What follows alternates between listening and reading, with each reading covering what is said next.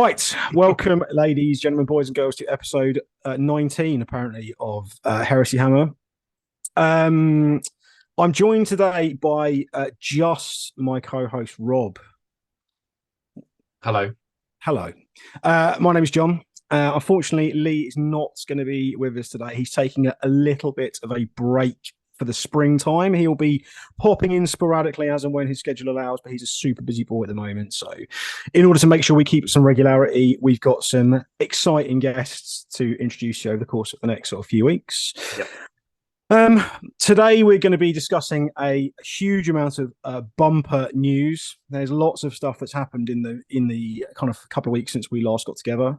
Yeah, and actually, because the last show we did was actually at the end of February, so there is a fair amount to kind of talk about since then. Yeah, there absolutely is. Yeah. So this is us. Rob is at Medas Miniatures. Lee, when he reappears, is still at Death from the Shadows, and I am at D6_miniatures on Instagram.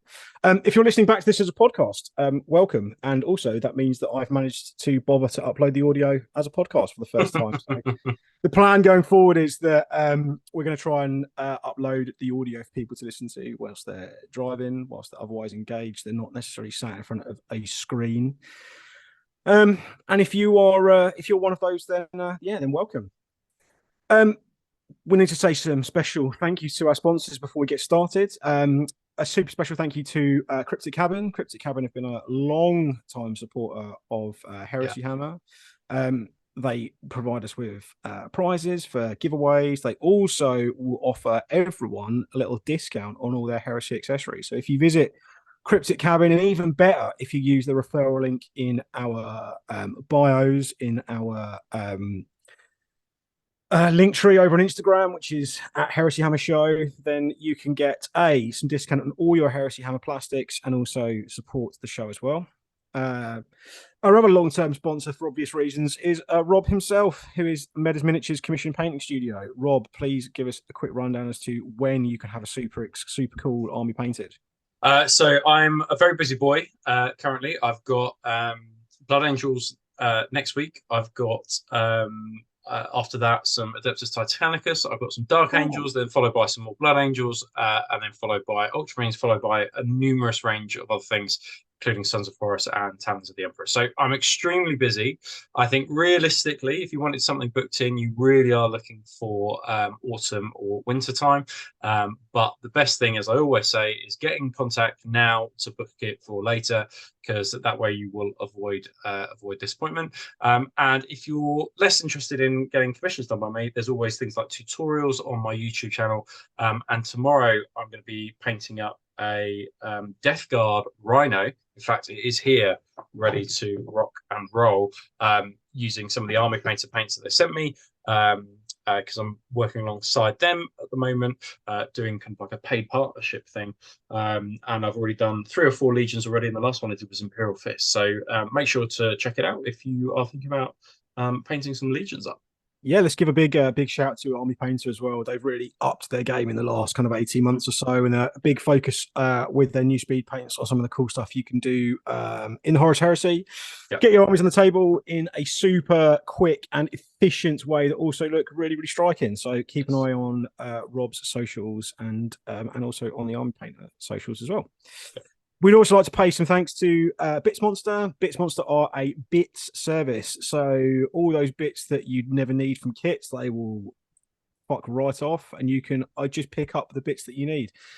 So you can visit their website at bitsmonster.com. They're also at bits.monster on Instagram and bits.monster over on Facebook. They offer free shipping over 25 quid. And if you use the code Heresy Hammer, or one word, at checkout, you'll get an extra 10% off their already keen prices on Horus Heresy items. And I know that they've paid super attention recently to expanding their range of Heresy bits. And obviously, as the Heresy range improves and diversifies as we know it is, then there's even more stuff for you to get your hands on. So only buy what you need when you need, and for less money. What's not to like, all right? Please also visit Gator 3D Printing. So Gator have been a long time supporter of all of our events, and now they're supporting the show directly as well. So if you need miniatures printed, if you need specific bits and pieces, all your 3D printed items, you can visit Gator 3D. So they're at gator.3D on Instagram and Gator 3D Printing on Facebook. And in a similar vein, we're also super thankful to Beowulf Miniatures Printing. So again, they've got their own web store, which is beowulfminiatures.com. They've got loads of really, really cool kind of third-party bits and pieces for Heresy and other game systems. They're at Beowulf _miniature printing on Instagram and Beowulf Miniatures Printing on FaceTube. So thank you so much to those guys for supporting the show. It's really appreciated. But make sure you support them by going and spending some of your hard-earned coin. So what we're discussing today. So we are largely discussing events today, but not just events as a broader topic. We're actually going to be kind of covering that in an upcoming show. Our thoughts surrounding events as a sort of general topic and something that's really such a kind of a pillar of Heresy in the UK, but a couple of specific events. One that I attended, which is the Orphans Hope event in Exeter, which was a couple of weekends ago. And the Wrath of Actium, the second Heresy Hammer event. So the second of our very own event series that Rob organised last weekend. Yeah, this is like almost like the first part of our event series, isn't it? Because in terms of our show, because next time we're going to be discussing kind of events just more generally and how to run events and what events should have as well. So this will be a great foundation to the pyramid as we kind of talk about events, and we've got a special someone to invite onto the show next week as well when we certainly have. Yeah, so obviously the more events that we attend and the more events that we host, the broader our experience base gets, and some of those things we can kind of bring into our own events. Obviously Rob and I have been attending events for a long time. Yeah, really long time. We between Rob and I, we've put on a few in the past, but obviously part of our kind of focus as the show kind of over the next 12 months or so is to host more and more events, and also a much more diverse range of events as well. So no doubt you hear more about that in the coming weeks and months, although it is definitely worth saying that tickets for the final part of the Actium trilogy are going on general sale on Tuesday. Yes, and then they will be going 6 o'clock on Monday, which is Monday the 20th. They will be going on sale for all of our patrons. So if you subscribe to our Patreon, which is patreon.com/Heresy Hammer, or just search Heresy Hammer on Patreon, you'll find our Patreon there. We have loads of benefits. We get 2 extra shows every month where we tend to take a deep dive into a specific kind of topic from a tactical perspective. You can also get early access to our events. There are giveaways. We've got the Heresy Hammer Lodge for our patrons over on Facebook, where we kind of talk about kind of lists and hobby and everything Heresy related, plus some other exciting stuff coming up that we're going to announce pretty soon as well. So, and you can subscribe for as little as £3 a month. Also worth bearing in mind that all of the resources that we have for our own events, such as all the downloads, the cards for escalation, and all the event packs will also be available as a free resource to Patreon subscribers as well. Right. So, yeah, absolutely. Cool. Right, we have not even a rules correction this time around. We have a slight rules omission. It was the first thing that came up. So when we kind of did the show, and within the first hour, I think we had about 3 comments from Word Bearers players, and it was like this thing came up, and they were like, "You didn't say this. It was really important." Yeah, I had a DM from Pete King all in caps saying that. So basically, what we omitted from discussing when we talk about warp fire weapons in relation to them essentially being a plasma weapon is they don't get hot.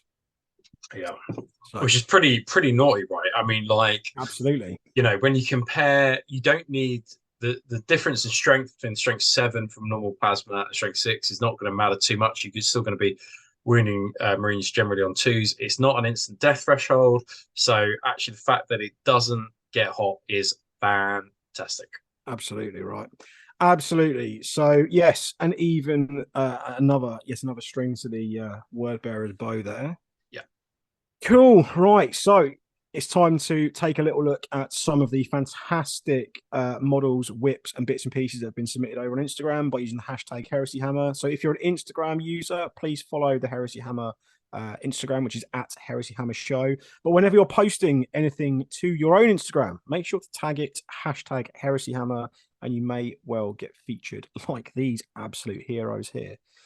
So, first time round, we've got our mutual friend Wesley, who is at Heresy Gremlin, with this fantastic Night Lords Praetor. Rob, take it away. Yeah, so Wesley does a whole host of Night Lords, and I asked him the other day because I was like, because on his page it was like open for commissions. So I was like, I didn't realize you did commissions. He was like, yeah, basically I just do nothing but Night Lords commissions because people saw my Night Lords and how awesome they are, and as a result, I just keep on doing Night Lords commissions. And now, so I don't know if this is for him or whether it's a commission, but regardless, it looks absolutely brilliant. Really sums up kind of the Night Lords really well, I think, and is just not too outrageous. And his blue is lovely. Like the P3 blue that he uses is just perfect for that midnight feel of the Night Lord's armor. It's great. Absolutely great tone, right? Spot on. Brilliant. Raptor jump pack suits you really, really well. Yeah, it's brilliant. Is that a head swap? Or is that the standard head? Do we think? It's not the standard head. No, the standard, that is one of the Forge World heads, I think, although it might be a 3D print because he's really got into 3D printing of late. But it's basically one of the Raptor heads. It's not the head that Praetor comes with. Anyway, if you like Night Lords and you like Imperial Fist, then go follow Wesley. If you don't, then don't bother. The next one on the right hand side is at the Paint Smithy, who has got an Ultramarines. I don't know. Is it a character? Is it a sergeant? Either way, it's sure. Let's go. Ultramarine. Is this a 3D print? I can't work it out. Or is this the head's 3D printed, but the torso? rest of it isn't. I don't think. No, the torso is from the Ultramarines, like the Firstborn upgrade kit that they have for the Ultramarines. Very, very cool. I like the contrast of the so he's going from kind of quite a dark blue in the recesses up to some kind of really nice kind of bright edge highlighting. It really accentuates it. Leather's really, really nice as well. It's really difficult, I think, to get that kind of traditional kind of like brownie red leather tone. It's done really well on the sort of turges, and also a good contrast to kind of the leather pouches and stuff as well. That's on the rest. Lots of attention to detail here. It's really, really good. If you can get an entire army to this standard, then it's going to look absolutely wonderful on the tabletop, isn't it? Yeah, absolutely. Cool. So this model I am surprised we haven't seen more of, and that is the Causeway model. This one is from Ben Lewis Grace Painting. Yeah, so Ben is like a super talented painter, and he's been taking quite a lot of time with this. I think this is a commission piece for somebody, but I think when it's done, it's going to be absolutely stunning. You know, it's in that classic heavy metal style, but you know, it's neat, it's tidy, the cloth looks amazing. You know, he's taking his time over it, and it looks fab so far. So really looking forward to see what he does with it. The best part about it is the helmet. I think the red on it just looks so good. It feels like box art sort of turned up to 11, right? Yeah, it's brilliant. Like he's such a talented painter. So if you don't follow him, I think he's sort of criminally underfollowed, I think. But so if you don't follow him, he's worth a follow, definitely. Cool. And on the right hand side, we've got an absolutely awesome banner. Man, this is just like, I never would have considered doing something like this, but it was a genius move, wasn't it? Yeah, this got shared all over social media a few days ago, so you might well have seen it pop up in various groups. This is from your friend of mine, Pete King, who is at Angel Bearer on Instagram. He's been batch painting an entire Death Guard infantry army, right? Yeah. And this is the Herald's banner. Now, an absolutely great kind of out of the box thinking way of bringing a bit of life to what could have been kind of quite a sort of just a banner, right? Yeah, exactly. Yeah. So obviously what he's done is created kind of a burning ember sort of style to it. So he's got the clippers out and got the knife out and sort of attacked a banner and then painted this fantastic. I think even like the bullet, like even if you didn't have the edges done, like the bullet holes, I think with that scorch mark around the outside and then that heat around it is enough. And it's just something with a Dremel, even with a hobby knife, just twisting it like that to create that kind of hole. I think it's inspired and something that I've not seen before. And I think that's why it's so popular, because it was just not really seen. It took everyone by surprise that someone as simple as Pete could come up with something quite So quite divine so and quite so complex, yeah. straightforward. Absolutely. So yeah, big shout out to Pete. I'm sure you'll see this at events all round. I'm not sure I think he might be planning on bringing this army to the Greetings from the Warp Weekender in April. Right. Okay. Interesting. We'll see Okay. another event that Rob is running and another event that I will be attending to play in. So Yeah. if you're going to be coming to that, then look forward to seeing you there. And if not, we'll make sure we take plenty of pictures, and we'll probably do a bit of a special on that event I think afterwards. so. Yeah. I think so. Given our relationship with those guys. So Yeah. cool. Right, Rob, you've played a lot of Imperial Fists. What Oh do you man. think? Yeah. So Imperial underscore hobby underscore shed. yeah, so he's been posting. I think maybe he's just started Instagram, but started following him today when I was looking at kind of bits for Heresy Hammer, and loads of awesome looking Imperial Fists. And I just think no matter if you say it like, to say to somebody I'm going to paint futuristic yellow Marines, you think it's going to sound ridiculous, but like any tank or any Marine in yellow just looks awesome. And a Kratos in yellow, I think that's brilliant. And then we've even got the addition of the Iliastus like assault cannons on the side, which is just really cool. A real expensive upgrade for Imperial Fist, but it looks awesome regardless. And he's just done a really nice job with this. He's got the connoisseurs loadout as well of assault cannon sponsons. Yes. We've then got auto cannon nipple turrets. Yeah. And then the big old battle cannon on the top with coaxial auto cannon. I think that is wonderful. And again, makes great use of the Imperial Fists. Exactly right, yeah. So most of that's hitting on twos, always got a reroll, right? So yeah, it's awesome. Absolutely right. And again, you can react with your assault cannon should you need to as well. Yeah, so. Exactly right. Yeah, you're not wrong. An inspired choice. Love that one. It's too easy just to stick entirely las cannons on there.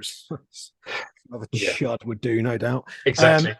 But also as well, like the Kratos is such a forgiving tank to paint, right? It looks great in every Legion color. It's inspired.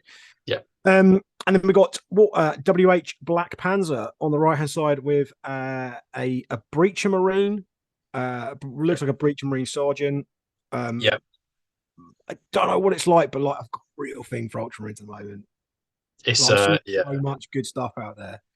Yeah, they're an awesome Legion to do, and like this just demonstrates how awesome that they are. I mean, like with the stripe and the transfers, it's just like it's so good, it's divine. The weathering on the shield is absolutely. It's just it's so good, right? And those particular shields look really great for Imperial Fist because for Ultramarines, just because they've got that really nice gold around the top, that eagle kind of like feather, I guess. It's just so nice. He's done a great job. I think personally, I'd like to see maybe a tiny little bit more contrast in the blue.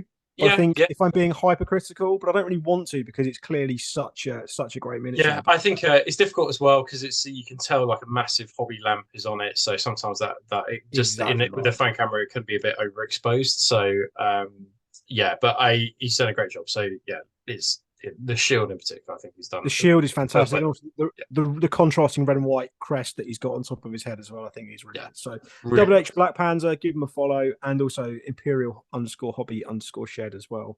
Yeah. Again, these people need some more follows. They've probably got more than me. I don't fucking know. And then we've got a couple to round it out. So the picture on the left-hand side is Lorgar _42. So that's Kerry, who's a serial event goer and a huge Word Bearers player. This was actually, his picture was taken from the event that we were at a couple of weeks ago. Yeah. It's so good. Like it's brilliant. That chaplain kind of doing his sermon to the troops. It was just fantastic. I couldn't not put it on today. Yeah, absolutely. I think he's also as well. He's just started to pick up an airbrush as well, and you can see when you see his stuff in the flesh, like his painting's really, really kind of coming along. So, definitely give Kerry a follow because I think he's about to start on painting some white scars soon as well. So a complete departure from his about 15,000 points of Word Bearers he's got painted up. You need an airbrush to do the scars as well. I think. 100% right. Yeah, Christ Almighty. Yeah. Oh, unless you're an absolute glutton for punishment. And then we've got on the last one, I think, for today. This is. I've got one more after this. Oh, have we? Well, that shows how much attention I pay, isn't it? So we've got Frenker. I'm going to go Frenker or Frenku. I don't know which one. Frenku. Either way, a new account to me. He's painting some Night Lords. And how can you tell the Night Lords? Because he's got some sick lightning all over them. Yeah, I thought what do you that make it of was the this? lightning that really stood out to me. I thought it Yeah, was like it looked really really cool. So very early stages, but it was nice blue and the lightning was wicked. So, absolutely. I think the lightning's one of those things that is really easy to completely cock up. yeah, absolutely. Yeah, Uh, it's a having having brave choice putting it on. I think. actually having painted some Night Lords in a not too distant past for someone, Yeah, that is terrifying times when you're kind of practicing to yeah, the lightning because it's yeah. very, very easy to completely overdo it and ruin what you've kind of done underneath. So I think he's got this absolutely spot on. The right Absolutely. amount, done really, really nicely and really subtly as well. So Yeah. keep So on doing that, and yeah, I look forward to seeing this when this is finished up. yeah, more. Oh, this fucking guy. So this is a very, very good friend of mine and Rob's, Ollie Mew, who is reworking an old Imperial Fists army Yeah, and a dreadnought he's just finished. So yeah.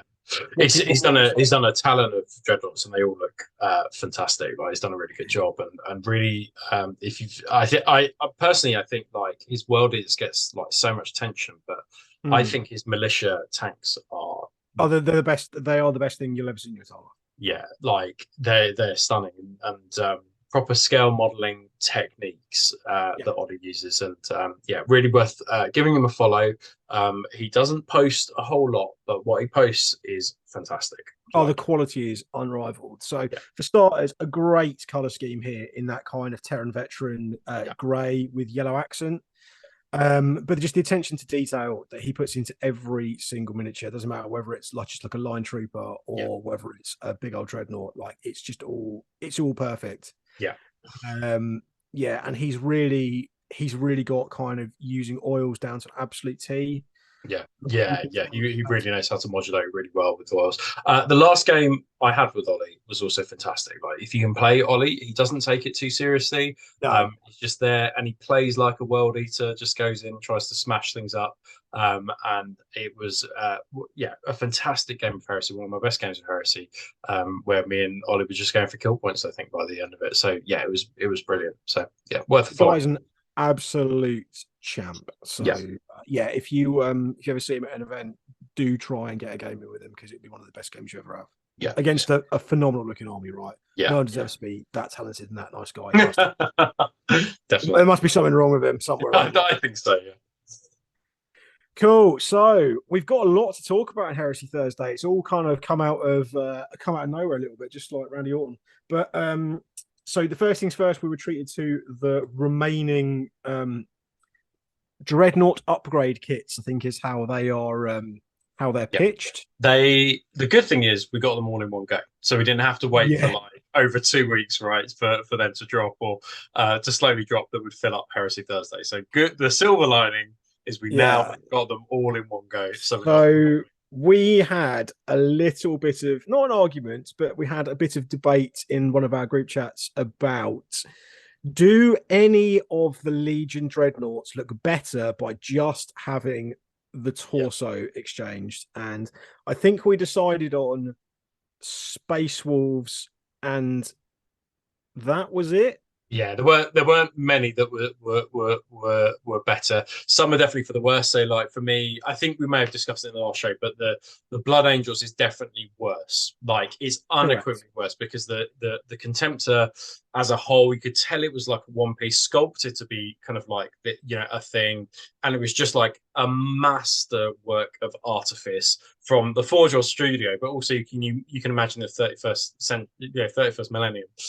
Um, but so that was a shame. I mean, but there are some that I think are better. So I think that so for me, the White Scars one I think is actually better. I think it's quite a noisy kind of Yeah. quite I a think the noisy one. Salamanders one is kind of almost indistinguishable. Like it, Yeah, there I was, yeah, I don't think there's a lot in it. And the um the Imperial, sorry, the Ultramarines one, I think I can take or leave that one. I think it's, I'm fairly neutral about it. I think the body is the best bit. And because I really like that big eagle on the yeah, on the torso. But yeah, I think it just comes down to preference really. We will talk about price later. But yeah, yeah, we will. yeah, I just yeah, I think yeah, I just think it's a real shame if I'm yes, being perfectly honest, because things like the Death Guard one, those shoulders were just so good. Yeah, And I think a lot of them don't make a huge amount of sense with just the torso. Like no, they're not really telling the story of their legion. I think correct. that there are a couple, and I think that because the Salamanders one is essentially a standard dreadnought with a bit of flame added to it, Yep, but yep, there are some that are a real miss. And like I said, I think the shoulders of the Space Wolf one are a bit terrible. Like I don't yeah, mind it just having standard shoulders, but I yeah, think other than that, I think this is a real shame. yeah. But I'd agree with that. this is the world we're living in now, and unfortunately, it's just going to drive people either towards paying over the odds on eBay for stuff that's now out of print, Correct. or recasting, or 3D printing. Or 3D printing, and I think that's the thing. Like um, I Forge put this up on Friday, I think, and I started writing a, a message or a comment on the page, and then sort of didn't because I was just like, well, they're not going to read this, right? They don't care about what I've got to say. But my point was, with the cost and what they've done with this, basically they're competing in a marketplace with 3D printing, and also the level of 3D sculpting is just, it's got better and better exponentially. And I think that although they are the biggest tabletop war games company in the world, you can't, you still have to be competitive with your designs, your ideas, and how much you price these things, because you are going to be competing against other people. And I think that this was a real mark and a real swing and a miss in terms of, I think it showed that like there wasn't a lot of business I forethoughts around. want to circle back to all those points in a couple of minutes. Yeah. So we're gonna quickly, not quickly, actually, that's not true. We're going to move on very briefly to, I think, a hit, just a smash hit, right? Oh, so good. Yeah, these are brilliant tanks. Really accessible, because before they were like 70 quid a tank, right? So it was too much. And that top hatch, like you haven't got to like. Do you remember? I don't know how many of these you've put together in your life. I've put together a large number of both of these kits, and having to sort of like trim off plastic parts and then soak that top hatch one piece in hot water to kind of get it to fit, and then bash the hairdryer on it just to get that last corner in. You had three corners that would fit well, and one where there was always a bit of a gap. And the fact they are going to be plastic now, and again the fact that you're going to be able to put together a squadron of Vindicators on the table for 100-ish quid, probably around that sort of money. Like, this is what we should be. This is what Games Workshop should be focusing on, not demolishing the Contemptor line, right? Again, we'll come back to that in a second. This is good. Great. This is universally excellent. Yeah, I think it's going to be available as a dual kit, correct? I hope so. I think it is. Which has shocked me. Because they've not done many dual kits. So like the Typhon and the Cerberus, I would have put money on them being a dual kit, but no, I think these are dual kits. And I think it will just come down to how clever people can be to magnetize them. That front plate looks different in fact, it is different. But it is different. It's different on the resin kits as well. So, but to be fair, what I'll allow is I will wait for someone much more clever than me to figure it out and then just copy what they do. Yeah, exactly right. Because it might just require two elements that you can magnetize and you're away. As someone who currently owns 5 Vindicators, to have a choice between Siege Vindicator and Laser Vindicator, I think this is a worthwhile addition. I think we might finally start to see Vindicators back on the table. And when we come on to the event review in a short while, I'll tell you why I think we might. I think this was weird. Man, So I think that in the main, so from my understanding, or at least this is what I think, they have completely underestimated the need and want for different infantry units beyond the tactical squad. This basically is to get us by until summer, autumn, until we see different kinds of infantry units. And I say that because it's going to be from Forge World and it's going to be in resin, so it's much quicker to cast than and much cheaper to cast as well. But I think this is just a stand-in to get us by. I think that they are slightly more ornate. I've got a bit more going on than the close combat arms on the scimitar jet bikes. But yeah, I think my problem isn't with them that like this, I think I quite like it as a kit. The Yep. issue I've got is the price that's going to go along with this. So for 5 sets of arms, right, it's going to cost you 15 quid. So 30 quid to upgrade a squad of 10. And that's a lot of money because, that's 50 quid for one squad, right? And I think that. I mean, and because they're from Forge World, you're not going to be able to rely on third party discounting. No. So you are going to be in a position where I suppose say legit, but a official Games Workshop / Forge World set of 20 despoilers will set you back over £100. Yeah, which is obscene. Yeah, it's Which just is obscene. absolutely unreal in a day and age where we're trying to encourage people into the game. And let's be honest, like we talked about many years ago when the Heresy was first released, you were thinking, well, a tactical squad, by the time that I've bought them heads, torsos, and shoulder pad upgrade kits, I'm looking at like 85 quid for 10 guys. Yeah. We're not getting Yeah. that far away, and there's no real individuality here, really. So I think, and again, let's be honest, these are not difficult parts to 3D print. No, and you can literally get these bits 3D printed now, like different versions of them. But you could get for 15 quid, you could get like a squad of 10, from 3D printers, from Gator, from Beowulf. It doesn't matter. But basically, there are alternatives out there. Just look for them, because these are going to be a pricey option. This just feels quite lazy. Yeah, I agree. Yeah, I agree. This was an interesting one. This wasn't lazy. This was really. This was not lazy at all. This took everyone completely by surprise, didn't it? Right, showing up on a Tuesday. Yeah, it was nuts. Like of all the things I would have expected. By the way, I just thought to myself, this is the latest of the second phase of exemplary battles. But basically, it's an excuse to introduce the bound demons of the Ruin Storm list, for want of a better term. Units, anyway. Yeah, so if you haven't checked it out yet, it's really worth checking out. If you run traitors, well, now you can just have essentially an allied detachment of demons in your force, which I think is great. They look really punchy. We will do a show next month. We will do a show on the bound demons, but they look really punchy in close combat. If they can get into close combat, they look quite squidgy if shooting them with things like autocannons and missile launchers, which is probably right and fair for demons. But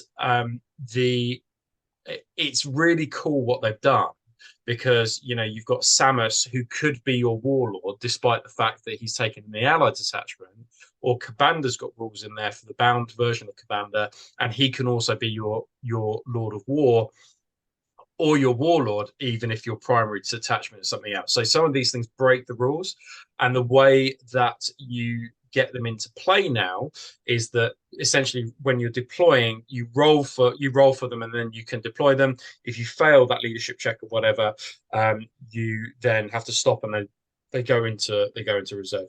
So it's quite a cool way to get them on the board. Bit of risk and reward involved in it. I think if you have your Psyker who's got leadership 10, like with a word bearer, with a Praetor with burning law, something like that, you're going to be able to get them on easier than, say, like a Centurion with leadership 9. So just think about who's almost casting and summoning these guys on. But it's a very simple list, but the rules in there are quite cool and gives us a bit of a flavor of what's going to happen. And they're not affected by the changes in turn. So with the toughness and the strength values or whatever for demons, it kind of goes down as the game progresses. That's not the case for bound demons. So really, really interesting to see. And I really look forward to seeing some more of these on the tabletop. Yeah, 100% agree. I like the etheric dominion rule, just to kind of give a little bit of variation. Yeah, that was awesome. Like the 8 star, and then you had like 8 etheric dominions. It was really cool. Really nicely put together. There's some real thought that's gone into this, and I think if this is the way that they're going to start to sort of flesh out things like demons, I think it's a great start. Like obviously the list, for want of a better term, is very shallow. We've got the kind of brutes and a couple of we've got kind of like a hero level character and a lord level character. It's really basic, isn't it? Yeah, it's really. But basic. At the same time, like again, if you're talking about, if you've got some demons kicking around, you can easily put 1,000 points on the table and have some really good fun with them. So as a traitor player, I'm really looking forward to adding some adding something. I'm thinking for my Sons of Horus, like a few brutes Yeah, masquerading as Luperci could be a yeah. really kind of nice. That sounds absolutely awesome as well because they give you like Samus and an HQ option, which is Yeah. relatively quite cheap, 100 and something points, and then the HQ option can take his own like personal bodyguard or brutes, whatever. Question for you: so Commander could be taken as a Lord of War within a traitor list now. You don't need Yeah. to even take him as a bound in the bound list, right? You can just take him as in Yeah. the traitor list. The issue I've got with Commander is number one, he's in resin. He's absolutely massive. Trying to transport that to events, I feel like he's going to snap in half. Would you allow Demon Angron as an alternative to the Commander model? What do you reckon? I don't think I'd have too much beef with that. I'd like to try and see a little bit of conversion work, but as a concept, I don't think I'd have too much. I mean, the problem with the Demon Angron model is the fact he's quite clearly Demon Angron. Yeah, with the weapons. That's my biggest beef, I think, to be honest with you. So he is Angron. He's got the World Eaters like symbol on and he's got like whatever it is, the black blade and Gorefather as well. So it upsets me, I think, because Commander is like, it's really cool to have as a Lord of War in your force, but man, like the resin version of that is nuts. Like, man, can you imagine just trying to put that on the table? Is going to be in 1,000 pieces by the time you've driven to an event, unless you pinned every single element of it. And I can just see it just smashing. And I just think a plastic version just would be. I just don't think I could cope with putting it together. I think I'd have almost less beef with someone using something like the Scarbrand model. Right. Okay. Fair enough. Yeah. Who I think kind of feels a little bit more Cabandery. And also, I mean, you never know. Obviously, Cabander comes with head options. So if someone out there has bought one and doesn't require the secondary head option, I think if you can pick one of those up, I think that might be quite cool. Okay, yeah, I'll have a look into that. I'm gonna, after the show, I'm gonna have a look at potential alternatives to Cabander because I think it's such a silly model for however much.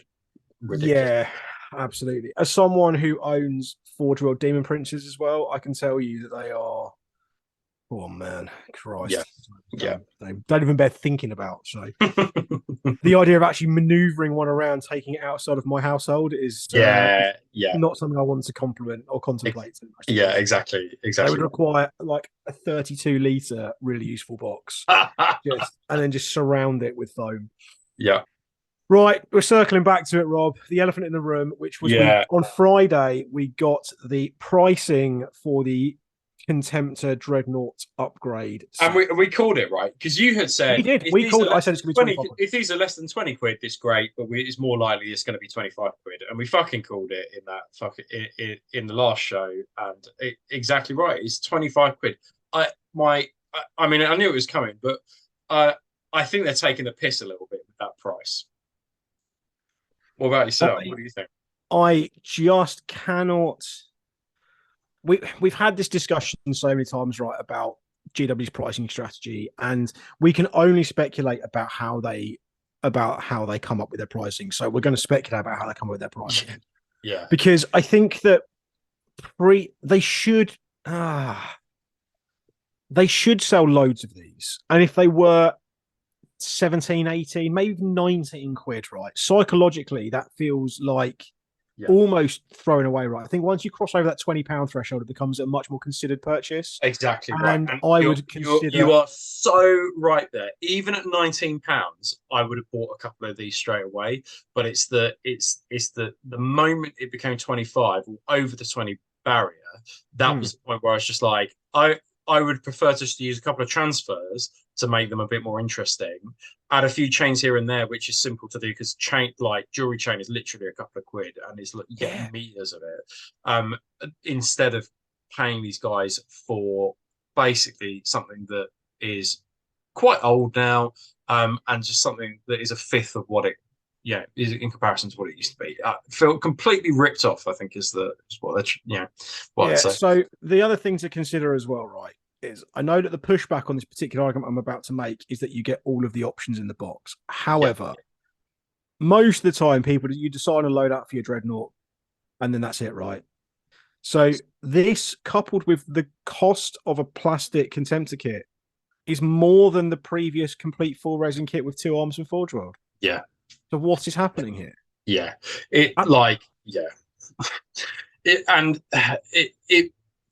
It's just catastrophic decision, I think. That 20, and I think what's worse is, and for all the arguments that we might make here and all the arguments we might see online, you just know that they won't lower the price. And it's just like, we can talk about it, but it's just frustrating to be like, you could have sold so many of these.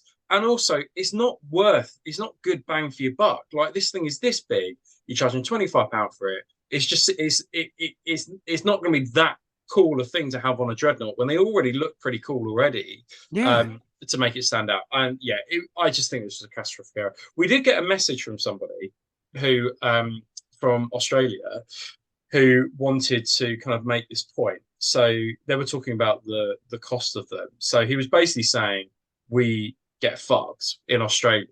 Like, you guys have it bad, but we have it really bad. So for that upgrade, it's $58 for them to get one upgrade. And to compare that, so the old Legion Contemptor was about $80, and Attack Squad cost $74. So for almost the cost of 10 models, he said, you can get a single piece of resin. And he was just like, this is ridiculous. The costing is crazy. And he also said that Blake said that it's now more economical for him to get somebody to order it in the UK and then send it over than to order straight from Forge World. So although we might have it bad in the UK and we think the price is ridiculous, like, think about our Australian cousins who get it even worse because of the way that the prices are calculated over there. I would love to know if anybody has got a differing opinion, and if you have, please pop a comment below. And I'd also like to know in your local currency, because we have got people all over the world that listen. I'd like to know in your local currency what these are costing and how it kind of all works out. Yeah, I just feel like they almost have kind of admitted defeat and think we're probably not going to sell that many, so we need to charge quite a lot of money for them to make it worthwhile, rather than just thinking about economies of scale. Yeah, and that's exactly it. Yeah. The economy of scale, that sums it up really well. Basically, so sell them cheap, and people. As someone who owned a retail business quite successfully for a long time, I have a bit of an idea about how things like margins are calculated. And really, there's two ways about. There's 3 ways of making money. You either you sell a service which has got obviously like quite a low low cost, or you sell volume. So the idea is you make less money per unit, but you shift more units. Or you have something that's particularly outstanding and desirable that you shift in much smaller scale for typically more money, but also typically at kind of lower margin as well, because you're not producing as many. Mm-hmm.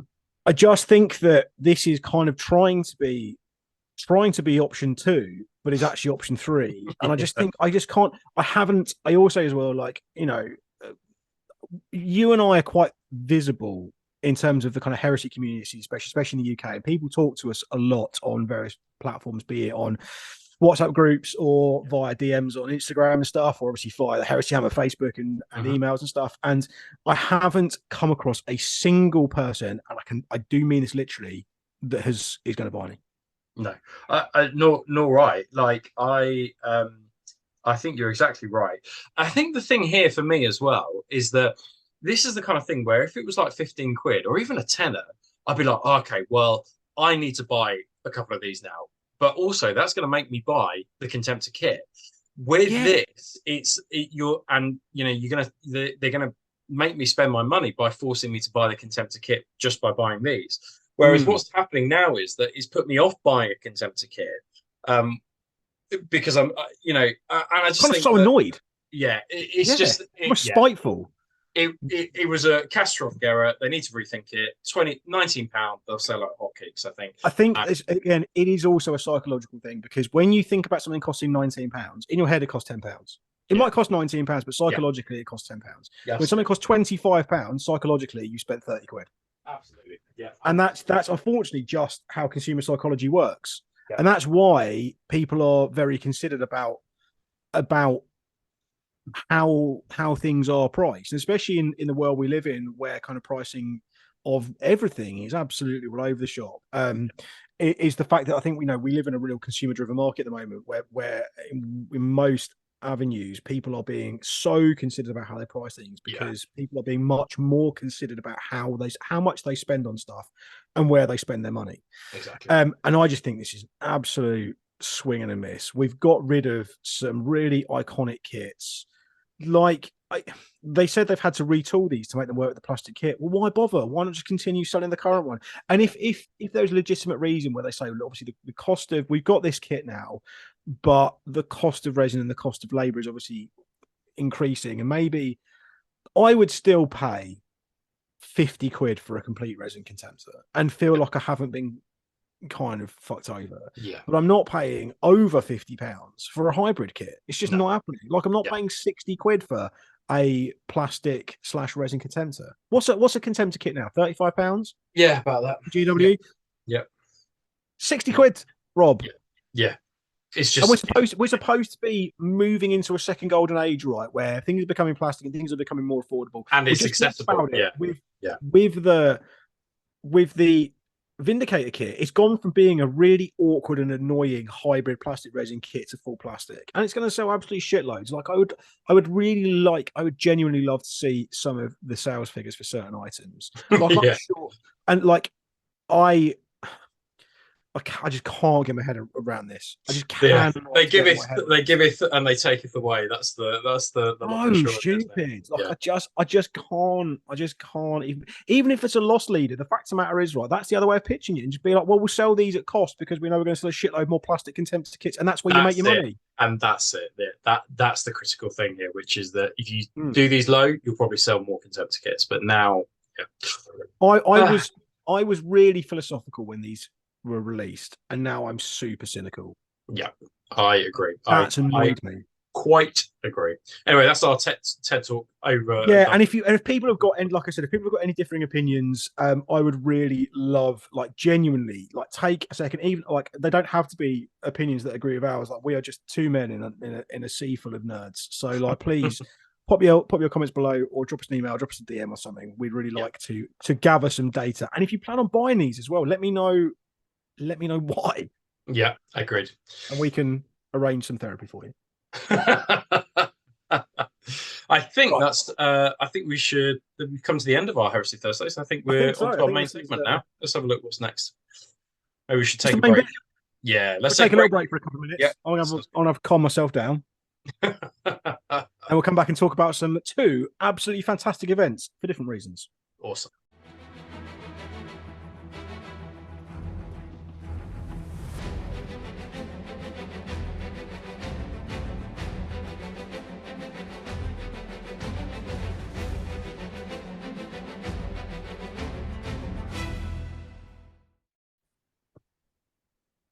Take it away.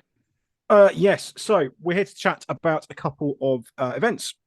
As I said, the first one is Orphans Hope, run by the absolutely committed James, who is at Apostate Terrain on Instagram. He is a terrain building guru, I think is probably the best way to describe it. This to me, on the outside, was really interesting, right? In fact, I think we might have on the next slide some pictures of these of some of these boards, kind of bigger photos.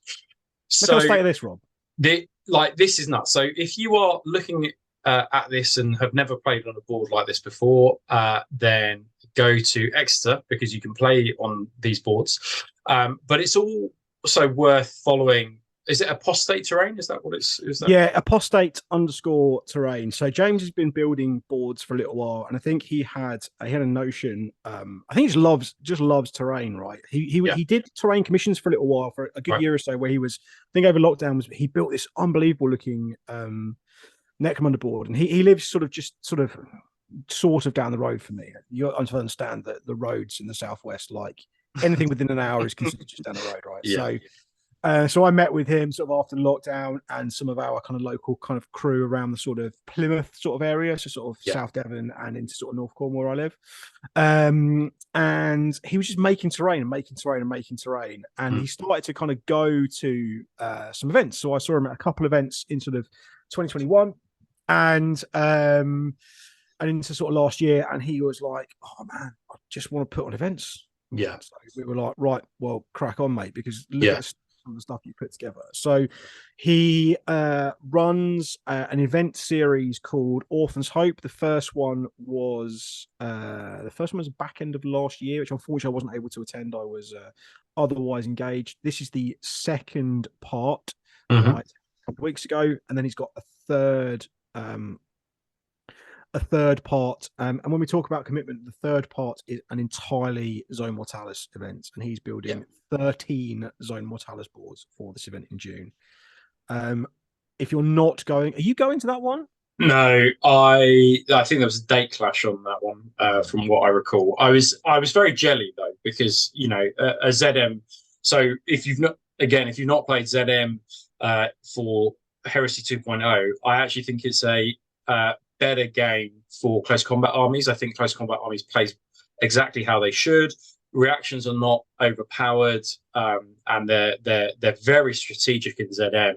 Displace is a great one where you target a unit and then you can move up to your initiative. So it means that you can hide behind a corridor, right, and then that unit loses their shooting attack. So really not as brutal as in the frontline games, but. I think that boarding action train set has made it much more feasible, but I just think that this guy will go to the nth degree of what would be expected at a standard event. Just another point, John, as well, actually, which is that, and perhaps you'll talk about it a little bit later, but the other thing looking on from this and looking at these tables is that it must be a really different gaming experience playing on tables like this to, say, just playing on a fat mat with just buildings here or there or rocks here and there, right? You've got to, it looks awesome, but the way that the game plays will probably be completely different as well. 100% right. So I played my second game, on the board on the left-hand side, the kind of fortress. Mm-hmm. I was playing against a solo auxiliary army with my Iron Warriors, and I was sort of besieging it. And it was, so thematic. But yeah, you have to really think about it, because, especially the deployment map we played, there wasn't really a lot of places I could put stuff. No. I ended up with sort of three kind of breaches. I had a breach in the kind of a wall on the far side, a breach on the near side, and then kind of stuff kind of scooting through the gate in the front. And it led to a really, really thematic game. But actually, you've really got to be kind of super, super considered. So I think James built, it was 13 kind of modular boards, not modular, kind of full sort of scenic tables for this. He didn't go so far as to say, each board didn't have its own set of rules, as you've sometimes seen, which I think in hindsight worked actually really, really well for the event. I think that's fine. I think that when you start factoring in that you've got to deal with very, very different kinds of terrain on each board and work around that, I think it's absolutely fine that you don't have particular rules for different tables. I think. I also think as well from the people that attended, I think a lot of people that attended the event were actually kind of quite new to events as well. So I went with Will, Ollie, and Harry. So Will is one of the presenters of the Merchant Princelings podcast, who we need to give a massive shout out to. They've been really long-time supporters of ours and also good friends as well. So if you don't already go and listen to them, they are at the Merchant_Princelings on Instagram. They do a really, really great podcast, largely focused around events. So Harry is a New Aurora Painting, who is a newish kind of commission studio as well, and produced some really cool armies. He actually produced an entire new army just for this event. And then obviously Ollie, we talked about earlier, he is the award hooverer, probably one of the best world eaters armies you're ever likely to see, and now obviously some Imperial Fist to kind of come and join that fray too. So, but we were all kind of quite seasoned event goers, and I think that we were kind of quite used to playing events. So I think actually quite a lot of people there, it was not necessarily too many people's first events, but I think they were kind of still quite new. And I think actually the way that James handled the event overall was really, really great. So to give you a little bit of background, here's a couple more of the boards just while we kind of flick through things. So, and I think actually seeing this is quite critical. So you might fall into the trap to think that every board was like that fortress table. Not every board. It was there were varieties of things, and I think there's another picture of a volcano one. And this is, the one on the left here, this kind of temple one. It looks awesome. But it's more typical of kind of frontline gaming in the sense that you were able to draw a line of sight across the board, right? So not every table was a fortress table. But yeah, I mean, one of the conversations we had was about how much he'd spent creating these, and I assume it was an awful amount of money. But he loans them back to the gaming venue, doesn't he? To be in order it's very well laid out. So essentially, he sort of sublets the tables back to the venue where they're housed. Yeah. So obviously, if you go to, and the venue, by the way, also need to shout out Lewis, who runs Union County Games in Exeter. It's a really, really good venue. It's nice and big and bright and airy. He's reduced the amount of retail that he does recently. From having a chat with him, I think it makes kind of perfect sense. He's focusing it more on being a gaming venue as opposed to a shop. But I think, to be honest with you, the retailing, especially when it came to third-party retailing of Games Workshop product, I think it was not hugely viable, just in the amount of shelf space he had to give up to product that wasn't really making him a lot of money, and he'd rather have more tables in there. And he also has a really, really big, he's really well known for like Magic the Gathering and kind of card games. They have kind of quite a lot of events there too. So I think that's from a retailing perspective, that's what forms the majority. You're also gonna, like, aside from Orphans Hope, right? And you think about these little shops, they're always going to struggle competing against those big guys like Element, Outpost, who basically get the massive orders in because they're so big. And actually, I don't mind that they don't have that much stuff in terms of retail, because finding a really good gaming venue, that's the holy grail, and that's the thing, having boards like this and where you can host events and things like that that's great. And it is a great venue. It's really well located. It's nice and easy to get to, depending on whether you're coming from further south and west, which is as I and actually a few of the guys who were there were, but also coming from sort of further afield. Like, it's not Exeter, despite where it looks on the map, it's actually not too difficult to get to. It's kind of, within kind of a couple of hours Exeter, you're kind of looking at places like Gloucester, Bristol. Like you're probably only a couple of hours away from reality. So, but yeah, great venue. Like I said, well located, plenty of space, and it hosts all of these tables pretty much all the time. So I think they only get moved away if they've got something that, like an Age of Sigmar event or something that doesn't need playing on stuff where you've got. Fair enough. Yeah. Fair dues.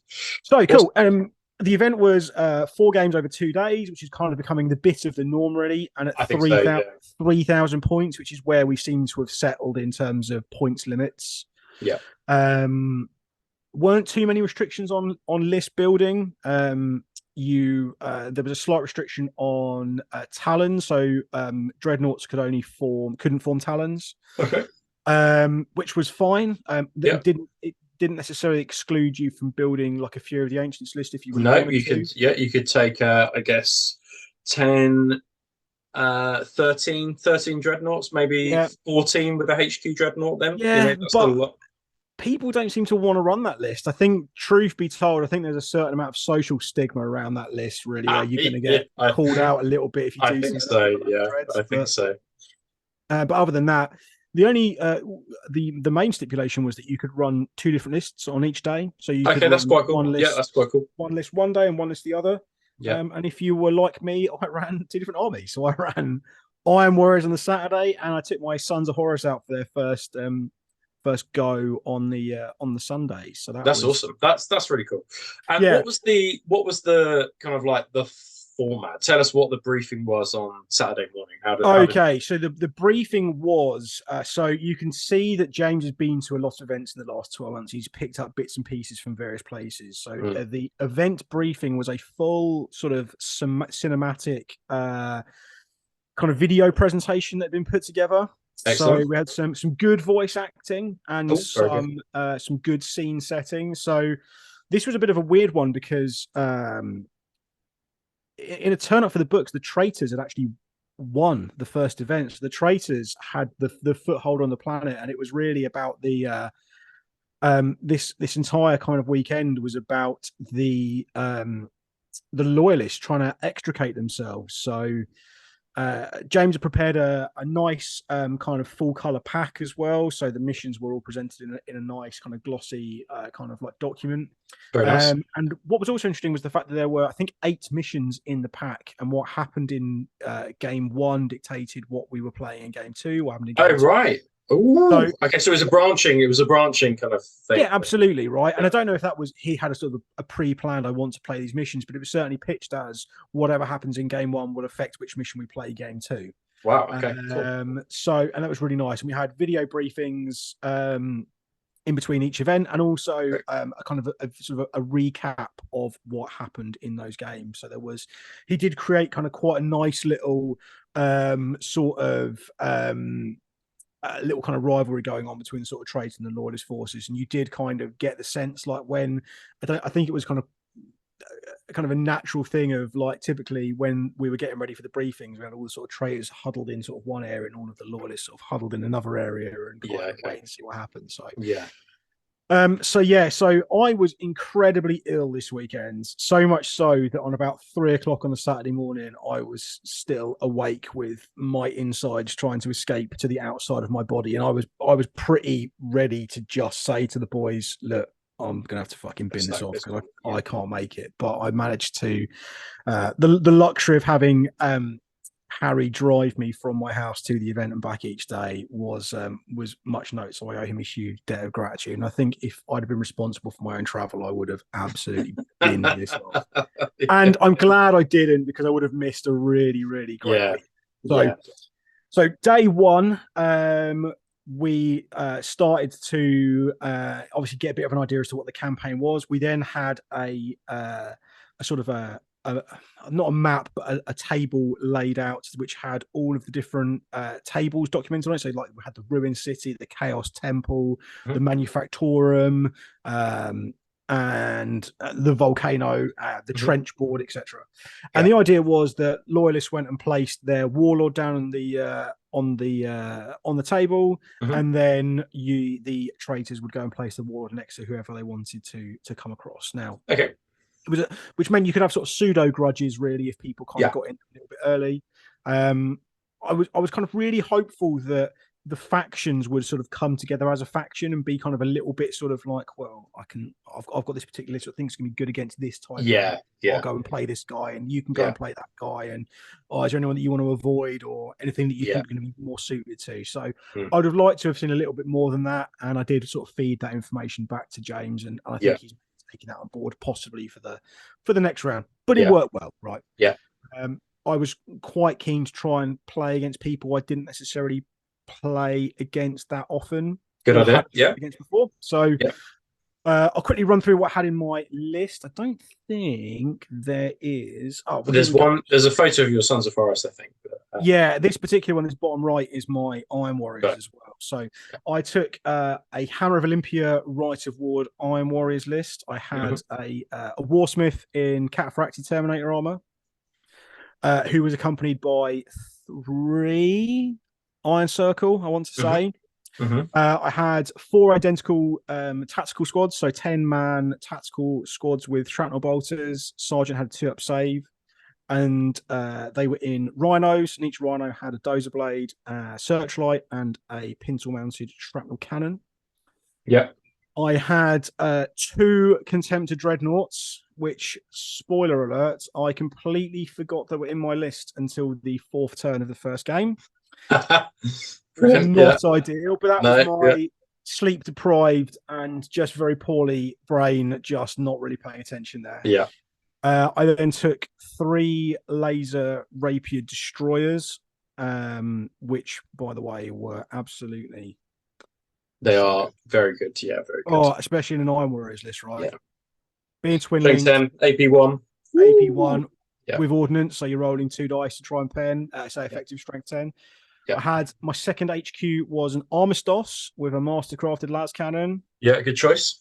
I think he is essentially, I view him as the Iron Warriors Vigilator. I think that's a good way to. How I view him.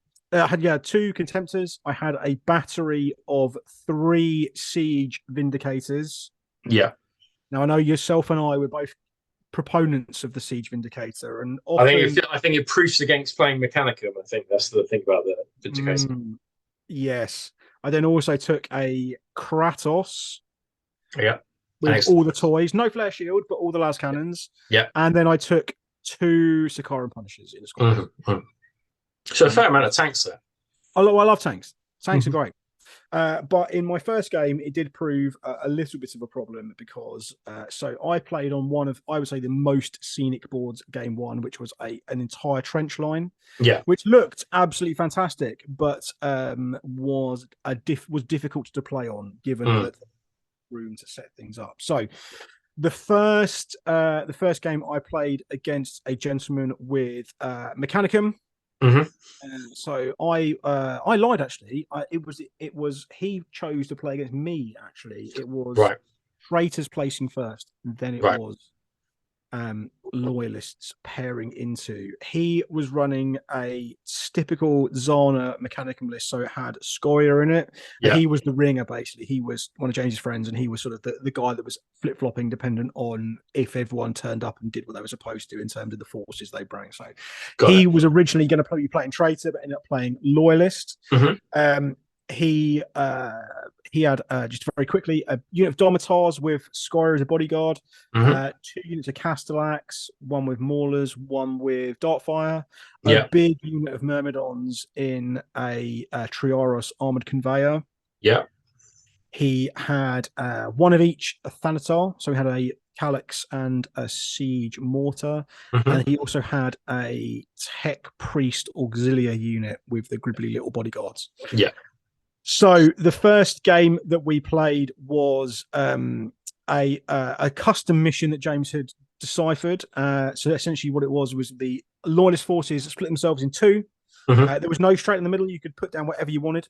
So you could put, you could really front load what you deployed, or you could really front load what came on in reserves.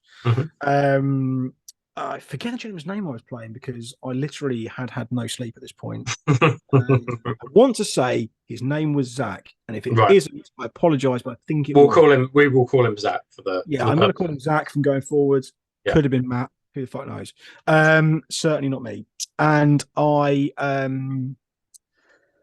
so the loyalists had to deploy. They had up to 24 inches to deploy onto. And the idea was it was supposed to be like a kind of a fighting retreat, I think was how it was labeled really. So the loyalists were just trying to whittle down the forces of the traitors. The traitor army came on from their board edge from reserves in turn 1. And then the remainder of the loyalist forces were deployed in turn 3. Now, Zach didn't place very much in reserves. The majority of stuff started on the board. There was no seizing. So traitors were guaranteed to go first. And it was very much weighted in the traitors' favour. And I must admit that I had the pick of the games in the first one because I was able to bring in what I wanted from the table edge. Start going to town. So the first thing that happened was the Triaros was popped by the 3 batteries of laser rapier destroyers.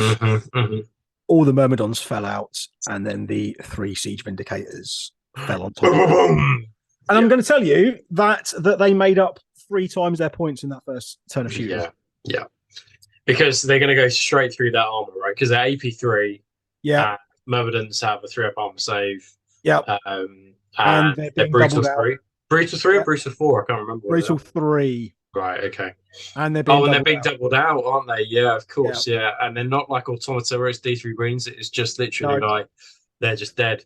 They're lethal. I think that's the thing about Vindicators, especially when you go to events, is that having 2 in a list is not a bad shout because there were at the event I ran, there were 4 mech lists, maybe 5. And so the chances were you were going to play mech over the weekend, and proofing your army against playing mech, adding two or three Vindicators in is a good shout. especially in my list being Hammer of Olympia, because they are like they're difficult to get rid of. They're highly armored. They got 4 hull points each. They are reinforced. And Reinforced also, is the key thing. Yeah. in the Hammer of Olympia list as well, they also ignore crew stun and crew shaken results. Right. So you can bang a couple of hull points off them, as long as they've still got their cannon, they're still going to. Yeah. Interesting. They did absolutely brilliantly all weekend. We Yeah. had a bit of a rock between Scoria and his Dominators versus my Warsmith and his Dominators. Yeah. Spoiler alert, my Dominators came off a lot worse. Oh, right. Interesting. Mainly because Scoria is an absolute beat stick. Yeah. Points were scored. It was just kill points. So basically, I scored points for units that I killed, and he scored points for units that he had left at the end of the game. Okay. I mean, in general, I think it's much harder to keep units alive than it is to kill units. Yeah, I think exactly. as a very, very general rule of thumb, I would say that's probably the case. Yeah, although there was a 50%, was there a 50% boundary about killing units? Was there? There was, yeah. So if they were reduced below 50%, they count as destroyed. Yeah. Okay. So yeah, it's going to be easy to take that down, right? Yeah. Truth be told, it couldn't have gone much better for me. To be honest with you, I think I had a relatively well balanced list. I don't think it was too mental. I deliberately tried to avoid taking my normal crutches of like big units of siege tyrants and like the Iron Havoc squads, etc. I feel like I've kind of done them to death a little bit. I gave the Iron Circle another go. They weren't that great in this game, to be perfectly honest with you. But I tell you for what, those Rapier Laser Destroyer carriages are. They die quickly in this edition, which is quite good, because being the fact, especially when you start attacking them, like you are going against this. So if you put enough firepower into them from the offset, you're going to take them down because you're working on their majority toughness. But with the Armistos with them as well, they can, like, especially the first time, they can roll in and he can give them +1 BS. So they're hitting on 2s, re-rolling against that Triaros. They're like penetrating on 4s. Like it was always going to happen. So I ran out a relatively comfortable winner in that game, though to be fair, Zach did a lot of damage. Like you got a couple of kind of quite good pot shots with the Calix's las cannon. He sniped out my Warsmith with something horrible. Yeah, honestly, Siege Vindicators, they did the Lord's work there as well. Awesome. We had a couple of units of Thalax, which were his reserves, but even I just dealt with them with like the Punishers. The Punishers against Thalax. They're so good, right? Same with Heavy Bolters. Heavy Bolters just go through their armor, and they're reliant on the Feel No Pain, and that's a 6-up, right? So you can just take them down. And again, they're stubborn, but obviously they've still got quite low leadership. And the Punishers are causing rending, and they're causing if they're dead, if they're dead, then it doesn't matter whether they're stubborn or not, right? It's just they just get pinned. They just get pinned, and they can't do anything, and then they get shot at again, and they get pinned. So the second game of the day was the image you see on the right hand side here. I played a young lad called Jed with some Solar Auxilia. Now, what this really demonstrated was that Solar Auxilia have been done so dirty. Like I can't quite understand how that list was able to. It can't compete against Legion lists. I don't think. Or you've got to build it in such a weird, janky way that it becomes almost a negative play experience. I think our friend Alex was talking about the fact that basically, like, you could spam heavy flamers or flamers, right, and do it that way. So, but if you want to take a more balanced Solar Auxilia list, I'm not going to. I mean, we did a really deep dive into artillery, which mostly looked at Solar Auxilia. And we were just, I think, underwhelmed to say the least about some of their tanks, right? Yeah, we tried to play this game with a real narrative slant. So honestly, if anything, just to kind of, in my own head, try and balance things a little bit. So, for instance, those 2 breaches in the walls. So, as a bit of background, as you'll be aware, I'm a huge fan of the Tyrant of the Dodecathon, and the Dodecathon is a concept within the Iron Warriors. So, essentially, it's Masters of Siegecraft. So, what we did was so the Warlord trait means that I get to remove the cover save from piece of terrain and make that both dangerous and difficult terrain. So what we played was these 2 big breaches in the walls where you've got all the wall rubble either side of the main gate. We said that I will remove the cover save for those particular areas of the wall system, but they were both dangerous and difficult terrain. So even for my guys moving through the breaches, made it a little bit more tricky. Okay. This was an objective-based game, so there were 4 objectives placed, or 3 objectives placed in the deployment zone. We played diagonal deployment, and essentially we had 1 in the farthest corner, we had 1 in the middle, and then 1 between them. And the idea was that each one was worth more. So the one in the middle was worth less for me, but more for him. The one in the middle was worth the same, and then the one in the corner was worth less for him and more for me. And it was that's quite clever, because that means you have to defend and you have to consider defense as well as attack there. Absolutely.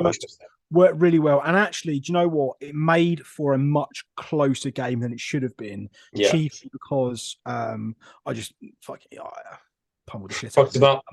I can't really be, and that's not to say my list was overly powered. I just think the solar has been done really, really dirty here. And my list was a good counter. So I could, 2 Punishers against Solar Auxilia. They're gonna ruin their day, aren't they? He had a huge squad of Ogre and Charonites, but I had 3 Siege Vindicators. And I had 3 Domitars as well, who went, if they get into combat, which they did, and they kind of dispatched the rest of them. I think in the end, I claimed the middle objective and the one in the middle of his deployment zone, and I contested the one in the farthest corner. So it was a relatively handy win. But honestly, this game just showed that Solar. The problem is we know that they're not going to get a complete rework, but they need a complete rework. I think I have not played against Solar, but and I know you didn't. I mean, you said you kind of took Dreadnoughts, but one of my kind of instinctually, it kind of makes sense to me that they don't have any heavy hitters like a Leviathan or a Dreadnought. They have the Ogrins, but they don't have that kind of massive kind of unit that can take a lot of fire and dish out a lot of firepower in close combat. As well, and I think perhaps that they do struggle with that. So if you're running Solar as a primary, you might want to consider some sort of allied detachment where you can get a bit of close combat. What on earth are battle cannons doing, being small templates and AP4? What and bless him. It sounds really patronising actually when I say bless him, but Jed's army was completely ported over from 1.0. It wasn't like a 2.0 army. It was I really like playing Solar, and this is what I have. And it's just it's a bit shit now. I mean, he's a wonderful guy. I really wanted to give him as good a game as possible. And we kind of had a bit of a chat where we sort of talked about, in my opinion, I think you should try and do this to make this more difficult. But it just wasn't a fair game. That Solar list is definitely bringing a knife to a gunfight. Interesting. Okay, interesting. More battle data needs to be taken from the Solar. If you're a Solar player and you've had better experience than Jed did, then let us know in the comments, because we'd love to hear about your list, and post up a 2.5K, 3K list of Solar that you think can kick some Marine. I'd love to know what your thoughts, and also as well, if anyone's designed a list purely for 2.0, what are you taking? Because I think a lot of Solar armies are hangovers from the first edition. Because of the price. Right, I mean, that's the problem, which is that they invested loads of money in this particular list, and then they might have to tinker and change it, and that's just going to cost a lot of money in the current Auxilia form. Do you want to give us a brief overview of how your Sons of Horus played? Because we kind of touched on this in the Patreon show. We kind of talked about Malagurst and the benefit of his banner when we were kind of generally discussing the Legion Herald. But how did they play in comparison to the army? So I played one sort of practice game, for want of a better term, just get my head around the army and get kind of into the rhythm of doing stuff. So you'll apologies for the image on the left hand side. You'll see that I didn't have time to attach the pincer weapons from the javelins to the javelins. But it was weapon has shrouded. It was decided on the drive home on the Saturday night that actually my Sons of Horus were almost in a playable condition. If I just spent an hour on Saturday night whilst we ate some dinner and watched In Between and had a couple of beers. Oh, excellent choice of TV show as well. Yeah, I know, right? We were just quoting it all the way home, so we thought, right, we'll just get a takeaway and watch some things.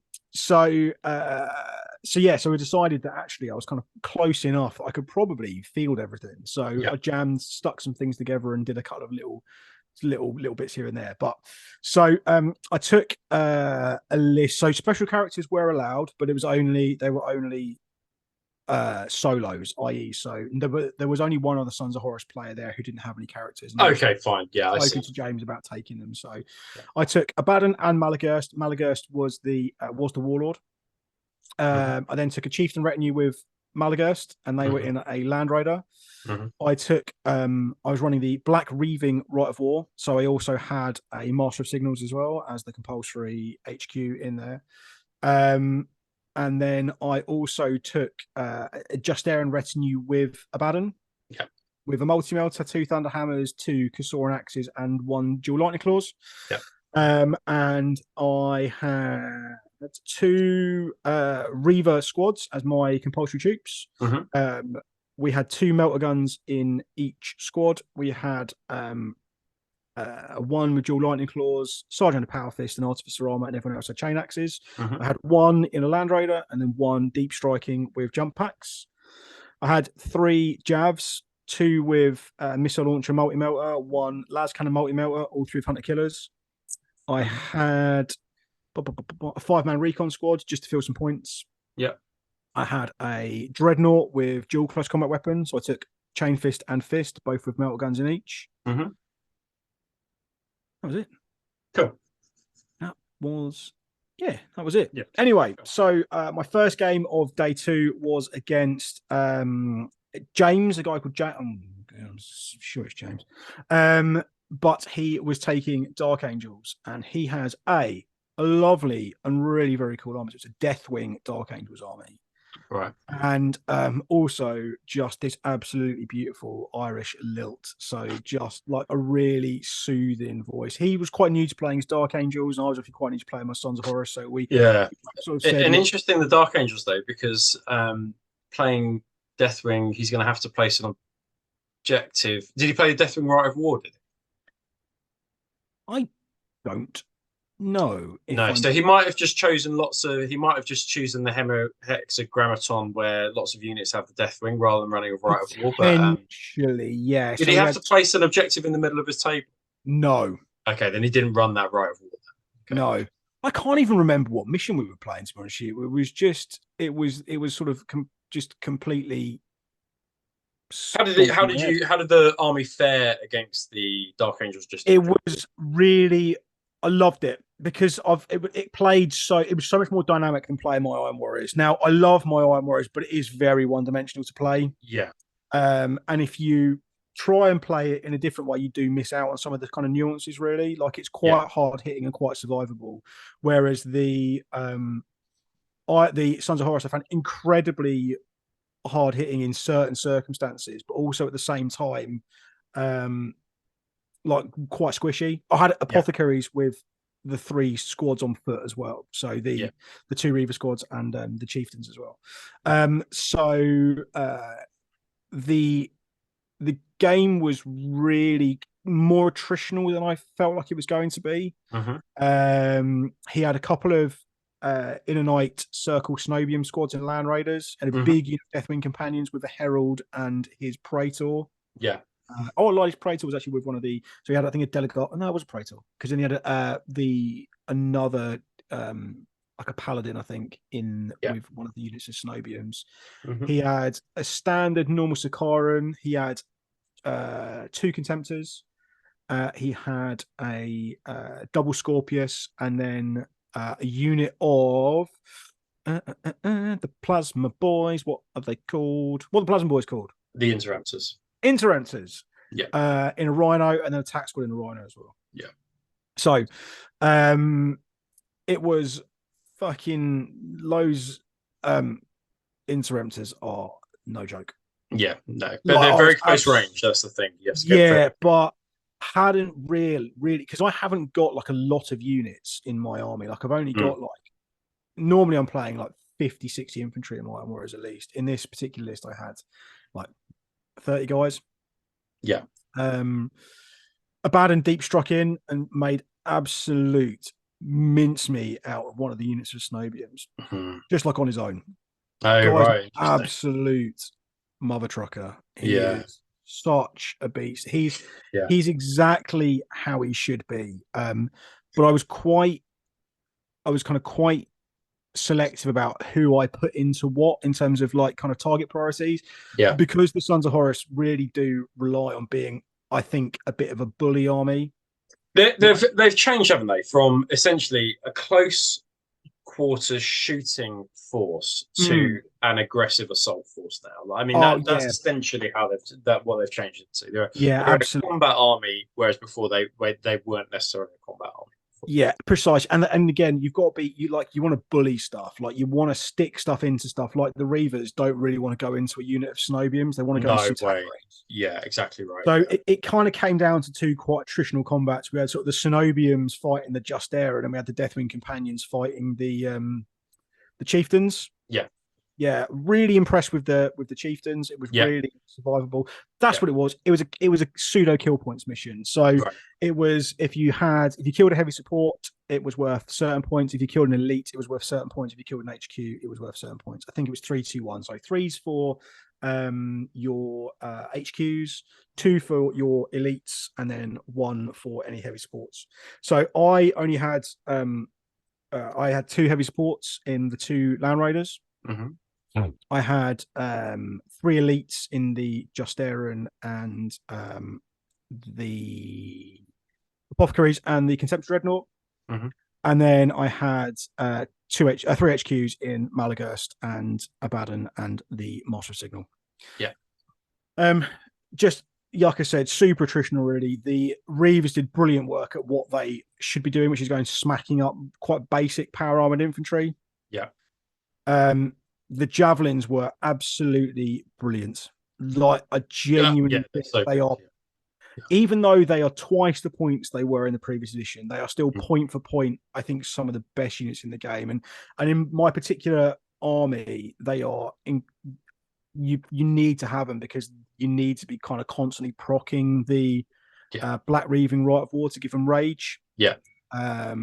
So their ability to kind of scoot in and smack into something and then hit and run out and then go and shoot something else next turn is just so crucial. And they did brilliant work in terms of hunting down like they went in the two Scorpions that hiding behind the back of the buildings, like the one because they were squadron together. We had one Jav dealt with the one that you're looking at now with the two las cannons and the multi-mirror and the hunter killer, dealt with both of them in one turn. Interesting. Yeah. Yeah, great. The toughness 6 is the thing that really makes them kind of great, isn't it? Yeah. Siege Vindicators would take them down though, unfortunately, but there we go. So what are Siege Vindicators not good at these days? No, yeah, exactly right. So the Siege Vindicators, would have done the dirty against them, but they were absolutely fantastic. The Reavers being in power armor doesn't help them. They're not that survivable when they do run out. I think the thing that I learned from this game is the fact you've got to keep the momentum going with them. When things start to get bogged down, that's when you're going to start to struggle. Like you've got to be confident that you're going to go in and kill a unit and then move on to the next one, move on to the next one, keep going and going and going. Because apart from the Justaran, they do, or certainly the Justaran with Abaddon, they do lack punch in the second or third round. So you've got to either I agree with that. Yeah, keep procking their right of war, their Legion trait, or really, you just got to smash into stuff. And then sounds awesome. Yeah, sounds awesome. I'm conscious we've got the Wrath of Actium to have a look at, but of course. Would you say on balance that you prefer playing the Iron Warriors or Sons of Horus, or is it just completely different experiences? They're two different lists, but I'm looking forward to playing the Sons of Horus more over the course of the summer, to be honest with you. So I'm looking forward to maybe adding a couple of units in there to give you some more stuff. So I ran out, I think I won by a point in that particular game. Got it. And then in my last game, I played Gorkrow, one of our beloved patrons. Awesome. Oh, that's really cool. Yep. And what was he running? He was running Iron Hands. Okay. Yeah. He had some tax squads, some Seekers, a Leviathan, loads of heavy weapons. And by heavy weapons, I mean obviously Volkite Culverins and las cannons. No, Yeah. no, no, missile launchers. Oh, okay. Yeah. Missile launch is Yeah. still good. Yeah, still good. He had some Thalax as well as a little retinue and a couple of other little bits and bobs. And this was an objective-based game, so basically objectives in each corner. Got Obviously, it. your objectives were worth more to the opponent, and their opponents were worth more to you. So, but luckily, I just got the first turn. And I was just super aggressive. I just drove everything forwards. I fired all of the las cannons and the land raiders into the Volkite culverins because I Yeah. just needed to neutralize them. I think I killed Yeah. 7 or 8 Yeah. without them being able to do anything to me. Perfect. I killed, and then I was quite lucky. I kind of got away. Oh, I had some Grav land speeds as well, by Grav Proteus land speeders. Fucking brilliant. Yeah. Those are good. They're really good. And but what won me the game was just being super aggressive in turn 2, just dropping everything in right in his face. I got quite lucky. Didn't manage to kill much with his augury scanners, mainly because the missile launchers were shooting a bad in his retinue, and obviously I was getting 2-up saves against him. Yeah. And then we had also had a big unit of immortals as well. I forget about that. Big Got unit. it. Yeah. But the thing that really won me the game there was Malagurst, who just went and sat on the corner objective and just didn't die. Could not be beat. Yes. Could not be beat. We had like one flank where everything dropped into, and then the Reavers with the jump packs just the Reavers and the Land Raider just went and took the far corner objective, just killed the Thalax. Awesome. Just went and sat on that objective the rest of the game, but really it was Malagurst just sat on. He would never had a hope of getting anywhere near my objectives. Guys pinned him in the first turn. It was all about could he defend his own objectives, and Malagurst Warlord trait won me the game without a shadow of a doubt. Perfection. Love it. That's absolutely great. 4 games, loved it, 4 wins, and good to get some practice with the Sons of Horus under my belt. A really, really good event, and I would thoroughly recommend anybody going to one of James's events. I mean, look at the table. Yeah, I mean, they look stunning. I mean, really cinematic, the table. So, definitely next level kind of gaming tables there. Absolutely right. Apologies, I have fully appreciated. No. That was good to hear. So let's move on to chatting about the second Heresy Hammer event, the Wrath of Actium. Robert, this was run entirely by you. I did nothing for this to turn up. So please take it away. Yeah, so this one, it's interesting looking at it from a player's perspective, with Orphans Hope, and then this one from an event organizer's perspective. I think that we will go into a little bit more detail in the next show next week about kind of organizing and planning events and rationales behind certain things. I'll just tell you kind of like what we did rather than why we did it. A particular mention to these guys plus Cryptic Cabin as well. So what we've done at the Wrath or what we've done at the Actium events is given everybody a little goodie bag that's been filled with goodies, 30-40 pounds worth of goodies basicui. So that's unreal. Forge put vouchers in there for us. Beowulf and Gator put 3 put bits in there for us. Unreal Wargaming put bases in there, and everyone got one of those goodie bags, and that will happen again if you come to the next Actium event. And then we had bigger prizes from Tarot, from Gator, from 3D Bits, Monster. We had prizes from S&M Battle Reports, prizes from Alex, who runs a 3D printing studio, and also really good prizes from Cryptic Cabin as well. So there was great prize support as well as kind of goodie bag support from them. So we really kind of appreciated that one. And I think that, events don't have to give goodies. It's just something because we've got quite a lot of links and connections with all these guys through the Patreon, through Metas Miniatures, just from knowing people in the community, we're able to do it. But it's not we'll talk about it in the next show, but it's not a must-have. It's not a prerequisite, is it? No, but I think it's a nice tasty little treat, for attendees. That £55 ticket price is it's lovely as well to get some support from the guys at SM Battle Reports as well, who've really made a huge effort with their Horus Heresy content recently as well. So if you like bat reps, that's something we're never going to get into. So if you like bat reps, then check out their YouTube if you haven't already. I mean, let's be honest with you, if you know about us, you're going to know about them. But you might not know that they also have like a premium service as well, where they go into more depth on their armies and more reports as well. So and they do Horus Heresy, Horus Heresy events, which are worth checking out. Anyway, but let's have a look at the next one. So and I said this when we did our last breakdown, which is that when you get asked for feedback from people in any walk of life, including events, you will get a whole host of feedback, some of it positive, some of it negative, and it's for you to kind of determine what you should keep and what you shouldn't. Last time I had feedback, I had people who didn't want the raffle. They said, there shouldn't be a raffle at it. I had people who suggested that there should be no food included in the ticket, and then people who love the raffle, people who love the food, people who love surprise ball, right? So you've got to wade through lots of the feedback that you get because it will be contradictory. But one of the really clear and key things that I think that first event we were able to borrow terrain from people, but we generally needed a bit more terrain. And every event we do, we get more and more terrain.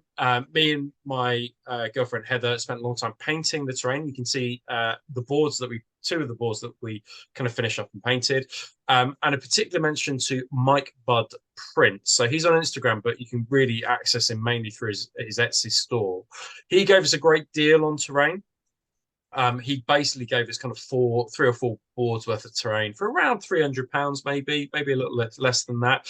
And you can see the standard and quality of the terrain there.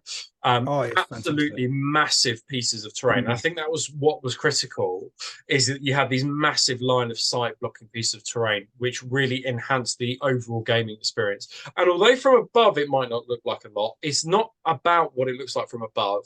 It's what it looks like from a model perspective and where the lanes are covered up. 100%. And I think that, so when people are like, oh, there's not much terrain on that board, think carefully about what a model's perspective looks like, and I think that's the key thing. But yeah, you can see on both those tables, on the ice table and the top table, these hunking great big bits of terrain. Lots of them are modular as well, so you could have those, you could take that top bit apart and then put it into corners on sides. But it was a lot of fun doing it. And for FDM printing, rocks and things like that works really well, because you can still see very closely the print lines, but you don't notice it because it's in rocks, and you dry brush it and it looks like a rock. Right? Totally agreed. Yes. So basically, if you're wondering where things like all the Patreon money and stuff's been going, it's not just been going into Rob's protein habits.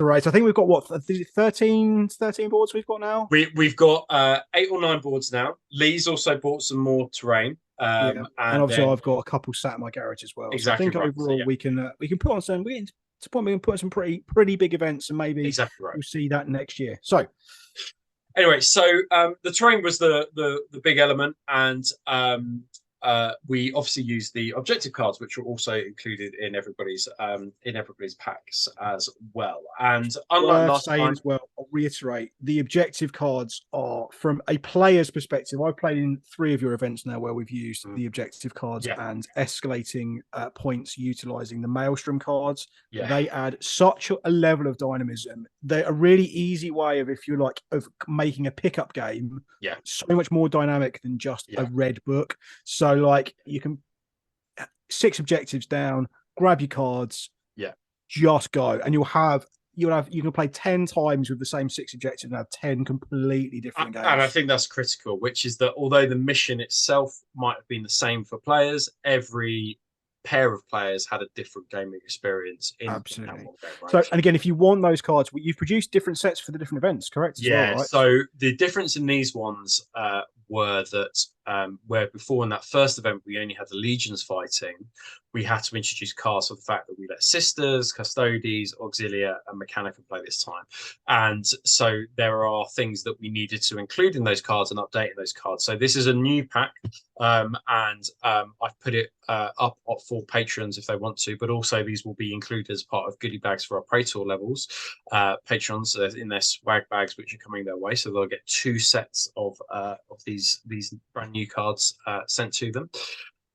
So we have the new sets of cards in play, and I think that they worked really well. I think they were updated. We learned from it. But so we had it was that typical thing. 3,000 points. We had 2 games on Saturday and 2 games on Sunday. We had armies on parade on Sunday morning though, to make sure that everybody arrived on time. And then we had Woodley. Did not. I don't think he was there for Armies on Parade. Actually, I think he might have come a little bit later.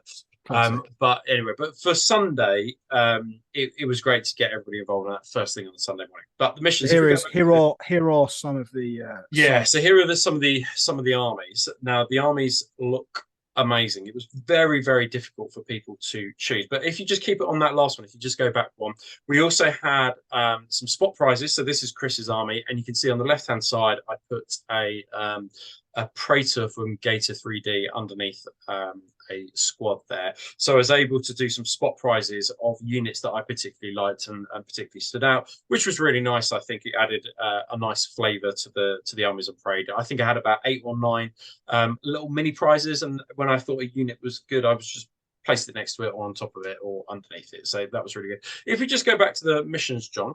I can, of course. Charles. So in essence, these were kind of like the missions that we played. So the first one was the hunt begins, and you need to acclimatize new players to the deck of cards because lots of them haven't played before. So this was just you have 3 cards in your hand, and in any turn you need to have 3 hands. So it's very, very simple. The next one was Trust Nothing.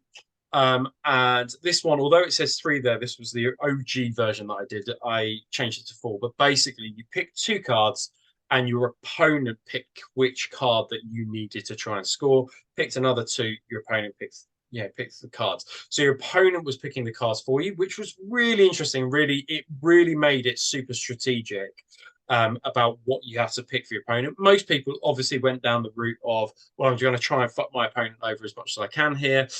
But some people like Will, played it cleverly and was like, well, if I pick that objective, is going to force my opponent to come towards me, and therefore I can shoot them or assault them. So there was some tactical nuance about it, choosing your opponent's cards, and if you were thinking 2 or 3 turns ahead, you could probably leverage that to your benefit. The third game on Sunday was Fortune Favors the Bold. So this was quite an interesting one. So you picked 3 cards, just like we did with the Hunt Begins, but you could trade in 2 of your cards that you thought were duffers, not very good, for another card that would give you double the points. Now, I thought some people would gamble. I played in this mission. I gambled every time, and it was always worth it. It was always worth the gamble.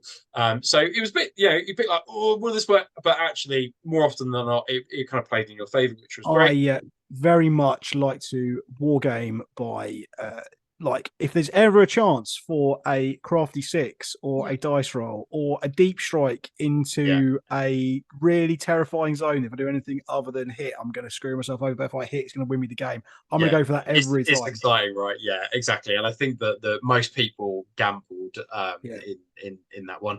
And then the 4th game was Never Surrender. So if you were behind on VPs, you got an extra card that you could try and score. So it did mean if you went second, and I did say to people, choose carefully if you want to go first or second. If you went second, you could get that additional card because it was likely that your opponent would get ahead on VPs, right? Yeah. So this, the missions I think were a little more interesting. I mean, I did hours worth of research about what we could do for those missions, but they were a little bit more interesting than perhaps the first one we did because it was the first time really that first proper event. And I would definitely use some of these again. And these missions are now up on Patreon if you want to use them. But yeah, they were great success. People, I think, really, really liked them. We did have some interesting interactions with people's lists in terms of, so Matt Woodley didn't take any line units. So when he pulled the objective card for score this objective, that kind of made it quite interesting. I think we fudged our way through, but that was an interesting one in terms of the makeup of an army build and how that interacted with your cards. But as a result, for the next event, I've said all armies must have some kind of line in them. Yeah, so, I mean, from a personal perspective, I always try and build a list with at least 4 scoring units in it. It that's a good sweet spot. Occurred to me that somebody would not bring line with them. No, that is true, but yeah, so I was unprepared for that, but it was an interesting interaction and what you then did the cards. So I think we fudged our way through, but we've kind of for the next one we've ensured that everybody includes some line units. Let's have a look at the some of the play going on in the next phase. So I've got a question for you. Yeah, what did you did you expect a certain meta before the event? Did you think that based on our previous feedback, what we've been seeing at events we've been to, did you expect certain stuff to make more of an appearance? So I think that actually lists were very broad and balanced.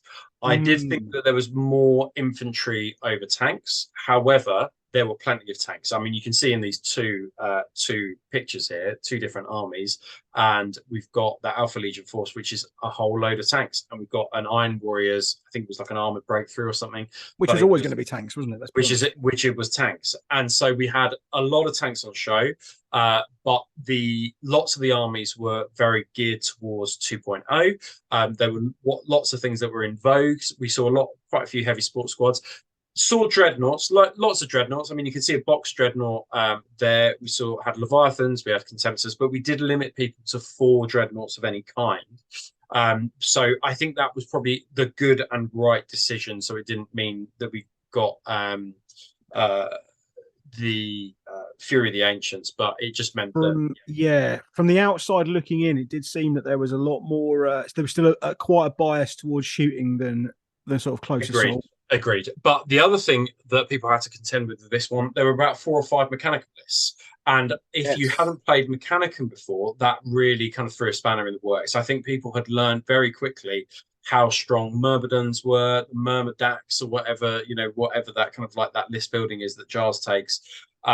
And I think people kind of were like, "Whoa, these things are strong, right?" The mech list still stands up against the legions, It especially if you really bring does. them. It's from someone who's played a fair bit with mech in this edition. It is way more nuanced. Like there's an awful lot more to do. There's a lot more kind of overlapping synergies. It's a very interesting and quite dynamic list to play, actually. Absolutely. And the fact that it's not just 12 Castellax is not just the way to win games anymore. I think is really nice. But the thing for dealing with Myrmidons, Siege Vindicators, mate. Yeah, absolutely. And that's the thing, right? Siege And I think Vindicators. that yeah, so if you were taking that as a water test, you're likely to play Mechanicum at an event, so it might be worth investment in 1 or 2 Vindicators because you are likely to come against them looking at that event. But it was great to see different armies on offer. We even had a Sisters of Silence kind of allies unit as a result of Solomon Khan in a White Scars. No Custodes and no full Sisters of Silence armies. Yeah, I've not seen a single Custodes army at an event yet. Nothing yet. Who'd have thought 18 Nuts. months ago? Yeah, Who'd have thought 18 months ago that we wouldn't be seeing Custodes in the wild anymore? It's a I relatively yeah. straightforward army to paint in theory. Like it's low model count, it's low cost of entry, Yeah. but they're just not about. Why is that? Do you I think don't do you think know. it's a stigma? And I think partly, I think that they've been hit with the nerf bat. They've been Mm. nerfed, plus they've also had a big points increase as well. I don't think they're as competitive as what they were. The other thing we did allow though was special characters at this event. So I put no limit on it. So I didn't say, if we had 2 Sigmas on the turn up, we had 2 Sigmas on the turn up. It was just one of those things. But it Were there was a lot of characters? most people did not take special characters, but it did add a bit of flavour to an event. And somebody Yeah, even had written their fluff about why Sigismund had come to the Mandragoran sector. So that wonderful. that was nice, and it was nice Good. to see special characters. And then the other thing that I would say about yeah, I've completely forgotten what I was going to say, but yeah, in That's right. general, I'll it just was. scroll to the next slide. So we'll see Yeah, if that let's go because there's triggers your actually one emotion. particular army that I want to talk about. So this was Ian's. Ian was my ringer. He played traitor. He didn't take the lion. We didn't allow Primox, any kind of normal kind of special characters or unique characters. So he took kind of a Terminator heavy list, and he was the top scoring traitor. I love this army And he took a flyer so as well. Like, much. yeah, so absolutely awesome. I don't know what the makeup of the list was, but I know that Ian had a lot of very, very good and close and fun games. I think it really taxed him I think mentally. I think it's a case of if it gets to you, it's going to mess you up, and Yeah, the key counter is just slowing it down. yeah. So yeah, this was a great force. Let's have a look at the next one. So this is Chris's Blood Angels. Really, really Really lovely, lovely Yeah, it's force. beautiful, this army. It's genuinely Um, beautiful. so this is interesting because he's added, I think, a couple more units, but you can see the Recon Marines now, which are probably, really useful considering that he deep Mm. strike a lot of this force. He played Lee, and I think that Lee, when he was there, kind of realized how powerful deep strike truly can be if you don't have augury scanners to sort it Oh out. man, it is Yeah, it is off the chain. absolutely. But then Harry also learned how risky deep strike can be if you roll a one to the disorder, because you can just move those units very far away, especially Yep. if they're slow segment units as well. So there's always a bit of risk and reward, but I think that armies like this is very, very difficult to counter them if you do not have augury scanners now. So yeah, this has definitely stood the test of the move from 1.0 to 2.0, but getting rid of, he's clearly got those recon marines to get rid of those augury scanners and things, which is really, really useful. Absolutely. And Chris is a he was like top second or third scoring loyalist, so he did Oh, pretty well. really? Yeah, he did really, really well. And then this is Paul's army. So Paul walked away with an awful lot of goodie swag stuff because he got best player, best sport, and he also got the lowest amount of victory points I mean, across. I've never heard of this guy before, so So Paul only got 15 VPs over the oh, course that's of the weekend, embarrassing. That's and we should. terrible. It was really bad. Like, and he could have got 20 for free because every time you played with the planet unique special rules on a table to encourage that more narrative element, you Yep. got 5 victory points. So just for free. Oh So my if you god. played the special rules on that table, you and opponent got 5 victory points each. What So an it absolute definitely clown. encouraged those players who wanted to play uh, more towards to try and get to the top end of the table. It encouraged them to play more narratively by using some of the special rules. So, for example, Masana was a planet, it was a night world, no augury scanners, only night fight, no pieces of equipment could see beyond 24 inches. Augury scanners were limited to 24 inches, right? And if you wanted 5 extra VPs, you had to play those rules. Now, Paul's a really interesting one here because he's Thousand Suns, but also he hasn't updated this list for 1.0. No. It's a direct port over, and I think that what Paul would probably say is that it's not ported over very well. No. So like Chris, where he's done some small minor modifications, Paul has kept the army the same. And Well, as also, not been Paul's able to, working on a new project as well, so you can kind of see that. I feel like he's kind of flogging this dead horse up into the point where his new army's ready to go. exactly It's right. probably, I probably think going to he's be a bit more hoping for a much competitive. stronger, stronger Death Guard on this. But yeah, Yeah. so it was really interesting that, and just as you said with the Solar Orcs at Orphans Hope, where it was just ported over from 1.0 to 2.0, it's not been able to keep up with the meta changes of this edition. No. Bless. So yeah, well, let's have. I think the next slide. Let's have a look at the next one because I think it might be. Oh, I mean, this was a really good example as well, though, of an awesome looking force. This looks so balanced. Had Argyltal in it. Yeah. Had Terminators that were moving up, Recon Marines, Las Cannons, but also a Kratos, which I don't think is the most competitive vehicle. Oh, not at all. But I think this was Joe's.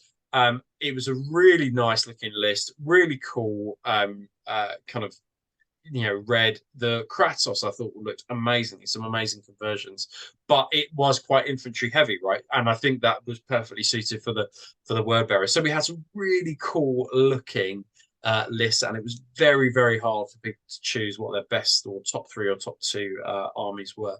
Let's have a look at the victory points though. Oh, but before we move on, this is Matt's. One thing I would say about Matt's Spartan. Yeah. So what he'd gone and done with the transfers on the Spartan is that he cut up all the blue transfers of the letters and he'd written Actium on that Spartan.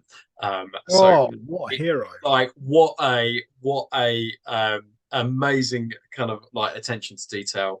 And he got like a little praetor for that because I just thought that was so. Oh, absolutely. It's nice to see he's toned down his horse shittery a little bit as well. This is definitely a toned down version. Like the two Yeah. Venators, I think was really interesting, Mhm. and two Venators with turret. Like these are 3D printed turrets. Yeah, the Indomitus Terminators in the Land Raider are lovely as well. But it's Yeah, nice to really. see that he hasn't got all those whack crutches still. Yeah, so really cool 3D prints within this force to kind of scale Yeah. up the army as well. So If yeah, you're if you're an Ultramarines player and you're not running full Mentaurus, that shows some heroic levels of self-restraint. yeah, absolutely.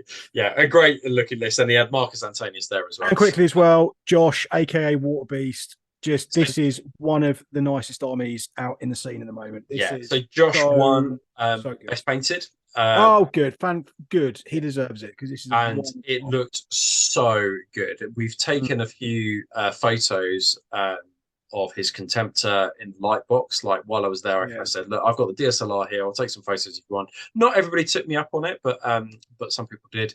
And Josh, we took a photo of Josh's Contemptor, and it looks amazing. Like he informed me that this did not necessarily perform that well. It was terrible. It did so badly. Like him and Paul were basically in the bottom spot. We did Swiss for this event because they just played each other every game. And they played each other at the end, and he whooped Paul's ass, like absolutely whooped his ass. But I think that he did not compete well against people like Will and people like that. I think that the bikes for him just don't cut the mustard. And I think it's also very difficult now to be able to. Well, it's just difficult. Like I felt we had quite a lot of terrain on the board, but I think from Josh's perspective there wasn't enough terrain. But I think that actually. It's very hard to hide 5 bikes behind a piece of terrain. Well, as we discussed, the footprint is just so big. As we discussed on our Patreon last Patreon episode when we talked about jet bikes, we're like, it's difficult, right? You can't hide these things; they're massive. No, they're absolutely huge. Like especially if you put them on 60mm bases like that. Very, very difficult. One thing I would say, just about the terrain, you can see just in the middle of that army is a Coke can that's been converted into a piece of terrain. Those cost me from Alex Twisted Prince UK £2.50 to turn a Coke can into something that is basically the size of a Games Workshop crate.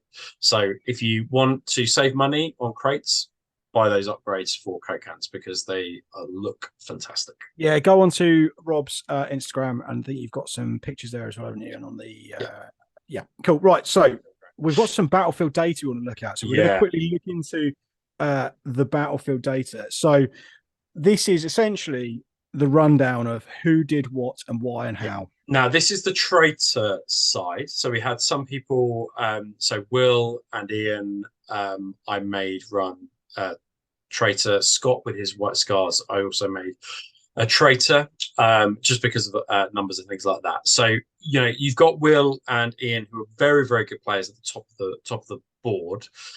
And then we got Paul got 29 victory points actually. He was all the way at the bottom of the table until he got 14. He might have beaten actually. We'll have to have a look at the next one, but I might have got it wrong. Maybe he whooped Josh's ass, but he was at the bottom of the table, right? And I think 27 he only turned up for 2 games.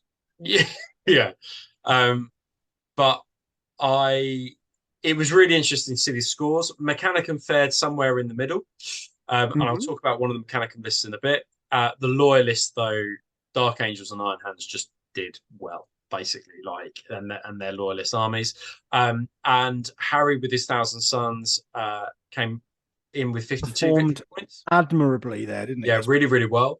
And he was in the kind of the top spot, competing in the top 3. But he got kind of fucked over by a kind of like that deep strike mishap, the disordered deep strike right at the end. Shame. So he found it very difficult. But yeah, so the battlefield data there. So yeah, it was interesting to see. But again, the Loyalists who played on the traitor side came up trumps. Now, is that because of the strength of the army list or the strength of the player or a bit of both? Because obviously I suspect both. Yeah, I suspect both. But it was interesting to see the 1000 Sons. Harry took a list that I think is pretty kind of 2.0 pretty optimized. Leverages all the things in 2.0, and then Paul took all the things that were good in 1.0, and you can see the yes, and rating. Never the twain shall meet. Nope. And then on the actual loyalist side, so you can see Mark was the highest loyalist player with his Raven Guard, and he took an entirely infantry list, but he took interesting things like missile launchers and things like that. So things that you wouldn't typically think were really, really good. But what he was able to do was leverage infiltrate, leverage all the sniping and pinning and things like that within his list. You know, he sniped out the 2-up saves and then hit them with a missile launcher. Yeah, I mean, I played him at the first Actium event, and he got the drop on me with a siege and just absolutely took me apart, just completely and utterly, just systematic, and it was systematic, just systematically took me apart. I had my list was crap as a counter his anyway, but at the same time, I think regardless of what I'd been playing, I would have had a tough time against him. So let me just go back one quickly. Just want to double check something.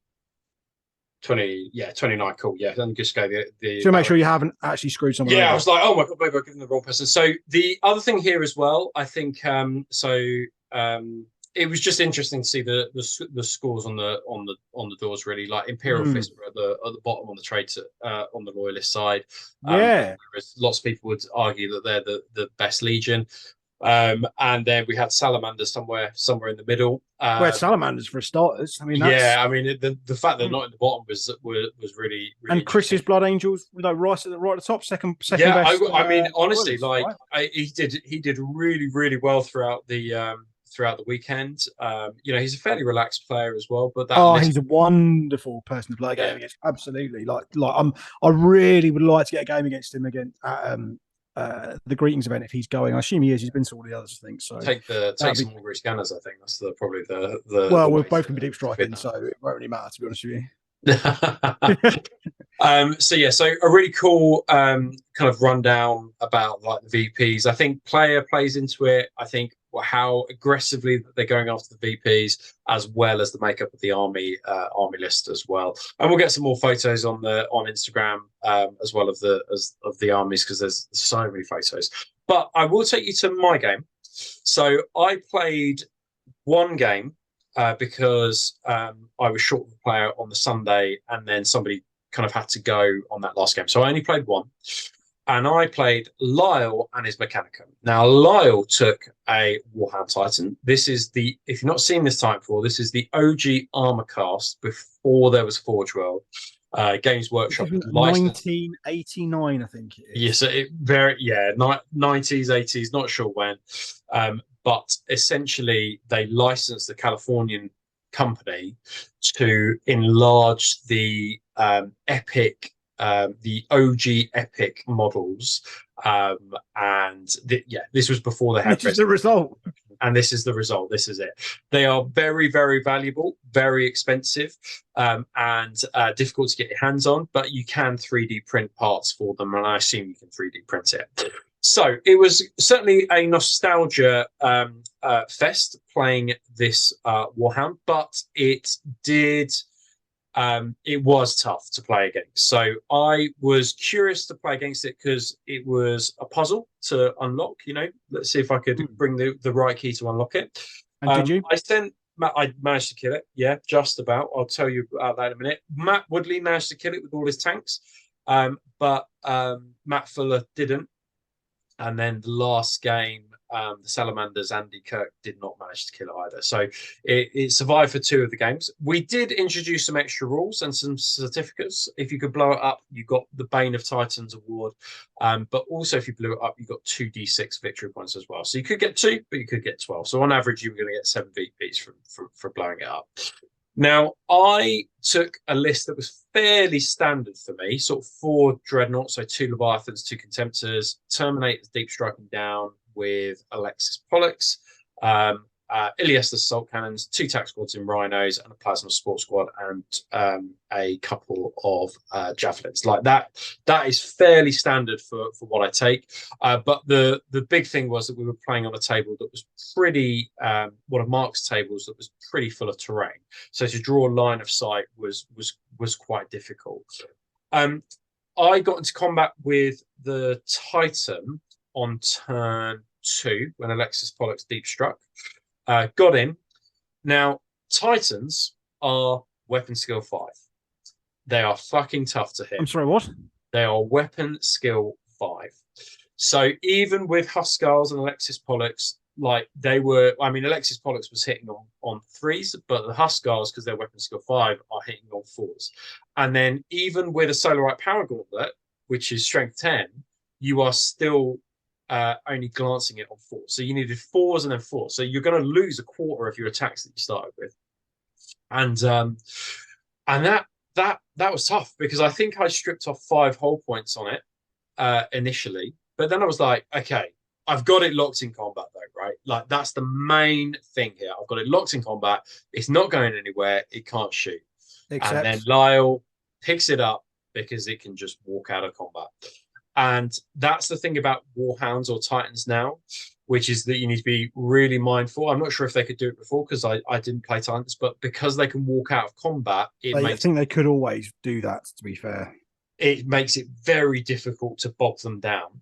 In his 3rd turn, I had to then use my Imperial Fist unique reaction to throw a Contemptor at it in order to then tie it up so it can shoot. But then again, a Contemptor with a fist, he's hitting on 4s and then glancing it on 5s because the fist only goes up to strength 9. So a Contemptor doesn't have that many attacks even on the charge. And so eventually, by the 5th turn, he was down to 1 hull point, which had been kind of stripped off by a plasma support squad, kind of in the rear armor and the side armor. And then a Contemptor with the Gravis melter managed to just take the last hull point off of it. But it was pretty brutal. And I think the brutality came from the fact that it could just walk out of combat. Also, it provides a 24-inch bubble around the entire Titan and makes any friendly mechanical or any friendly units fearless as well. So you were dealing with big blobs of peltasts that were particularly hard to kind of wade through. Lots of units that were fearless, and yeah, it was a really interesting puzzle to break.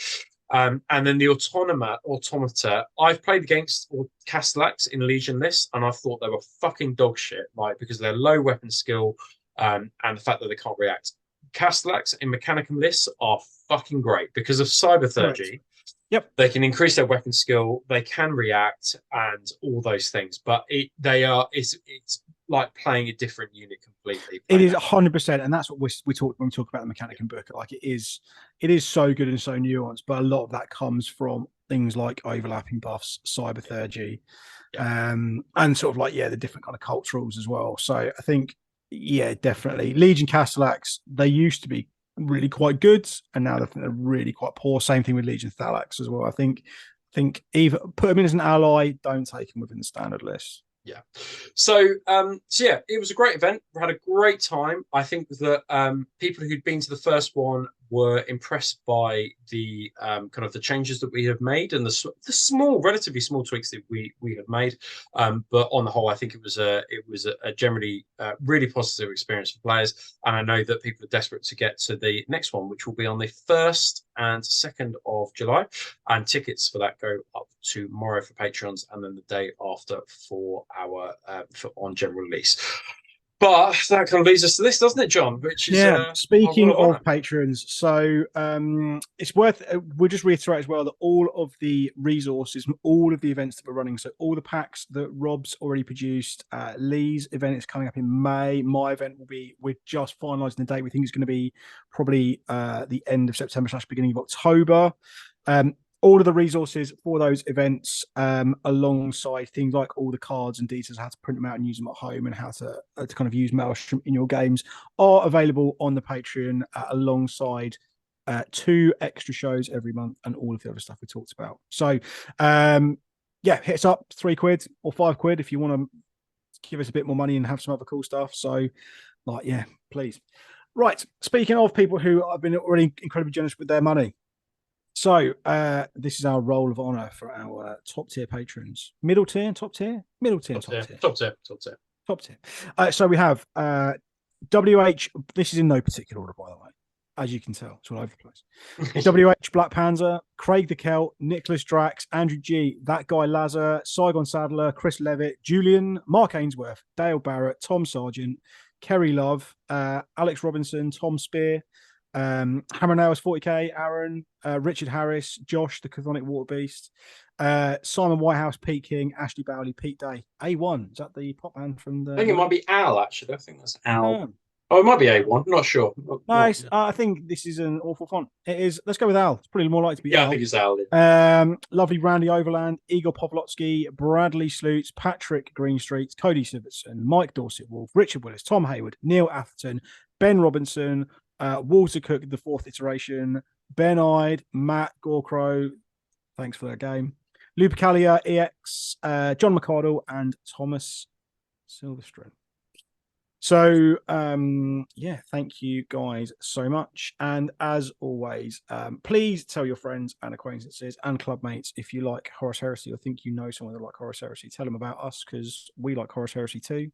Oh, yeah. Keep tagging all your pictures on Instagram with hashtag Heresy Hammer. We're getting close to sort of 10,000, I think, now that we've had. So, have to do a few more shows to make sure we get through as many as possible. You can please, definitely give us that thumbs up, drop a subscribe. Give us a comment. Talk about anything. We like to reply to all our comments wherever possible, and we like to try and breed debate. And please share it amongst your friends and gaming groups. If you've got any suggestions for what you want us to cover, or any lists you would like us to review, or any feedback, criticism, both good and bad, you can email us at heresyhammer30k@gmail.com. And lastly, for all that cool stuff we've been talking about all episode, head over to the Heresy Hammer Patreon. Get double the Heresy Hammer, plus all the resources from events, all the other stuff, giveaways, merch, all the other bits and pieces we've got planned, which is patreon.com/Heresy Hammer. And we will look forward to seeing you for the next one with some special guests. Yeah, yes? Which is only next week. It'll be next week. Yeah, I'm looking behind the curtain. I'm going away for a couple of weeks at the end of next week. So we're going to try and get a couple of shows recorded so that we can release them between now and sort of the middle of your honeymoon, isn't it? Is that what you're going away for? Correct. Yeah, absolutely. So yeah, I got married last year, but because of life, we're only getting a chance to go away now. So we're doing that before let's be honest, a summer full of playing Heresy. Excellent. Wonderful stuff. Rob, thank you so much for joining. Thank you. And we look forward to seeing you all again next time. Farewell. Goodbye.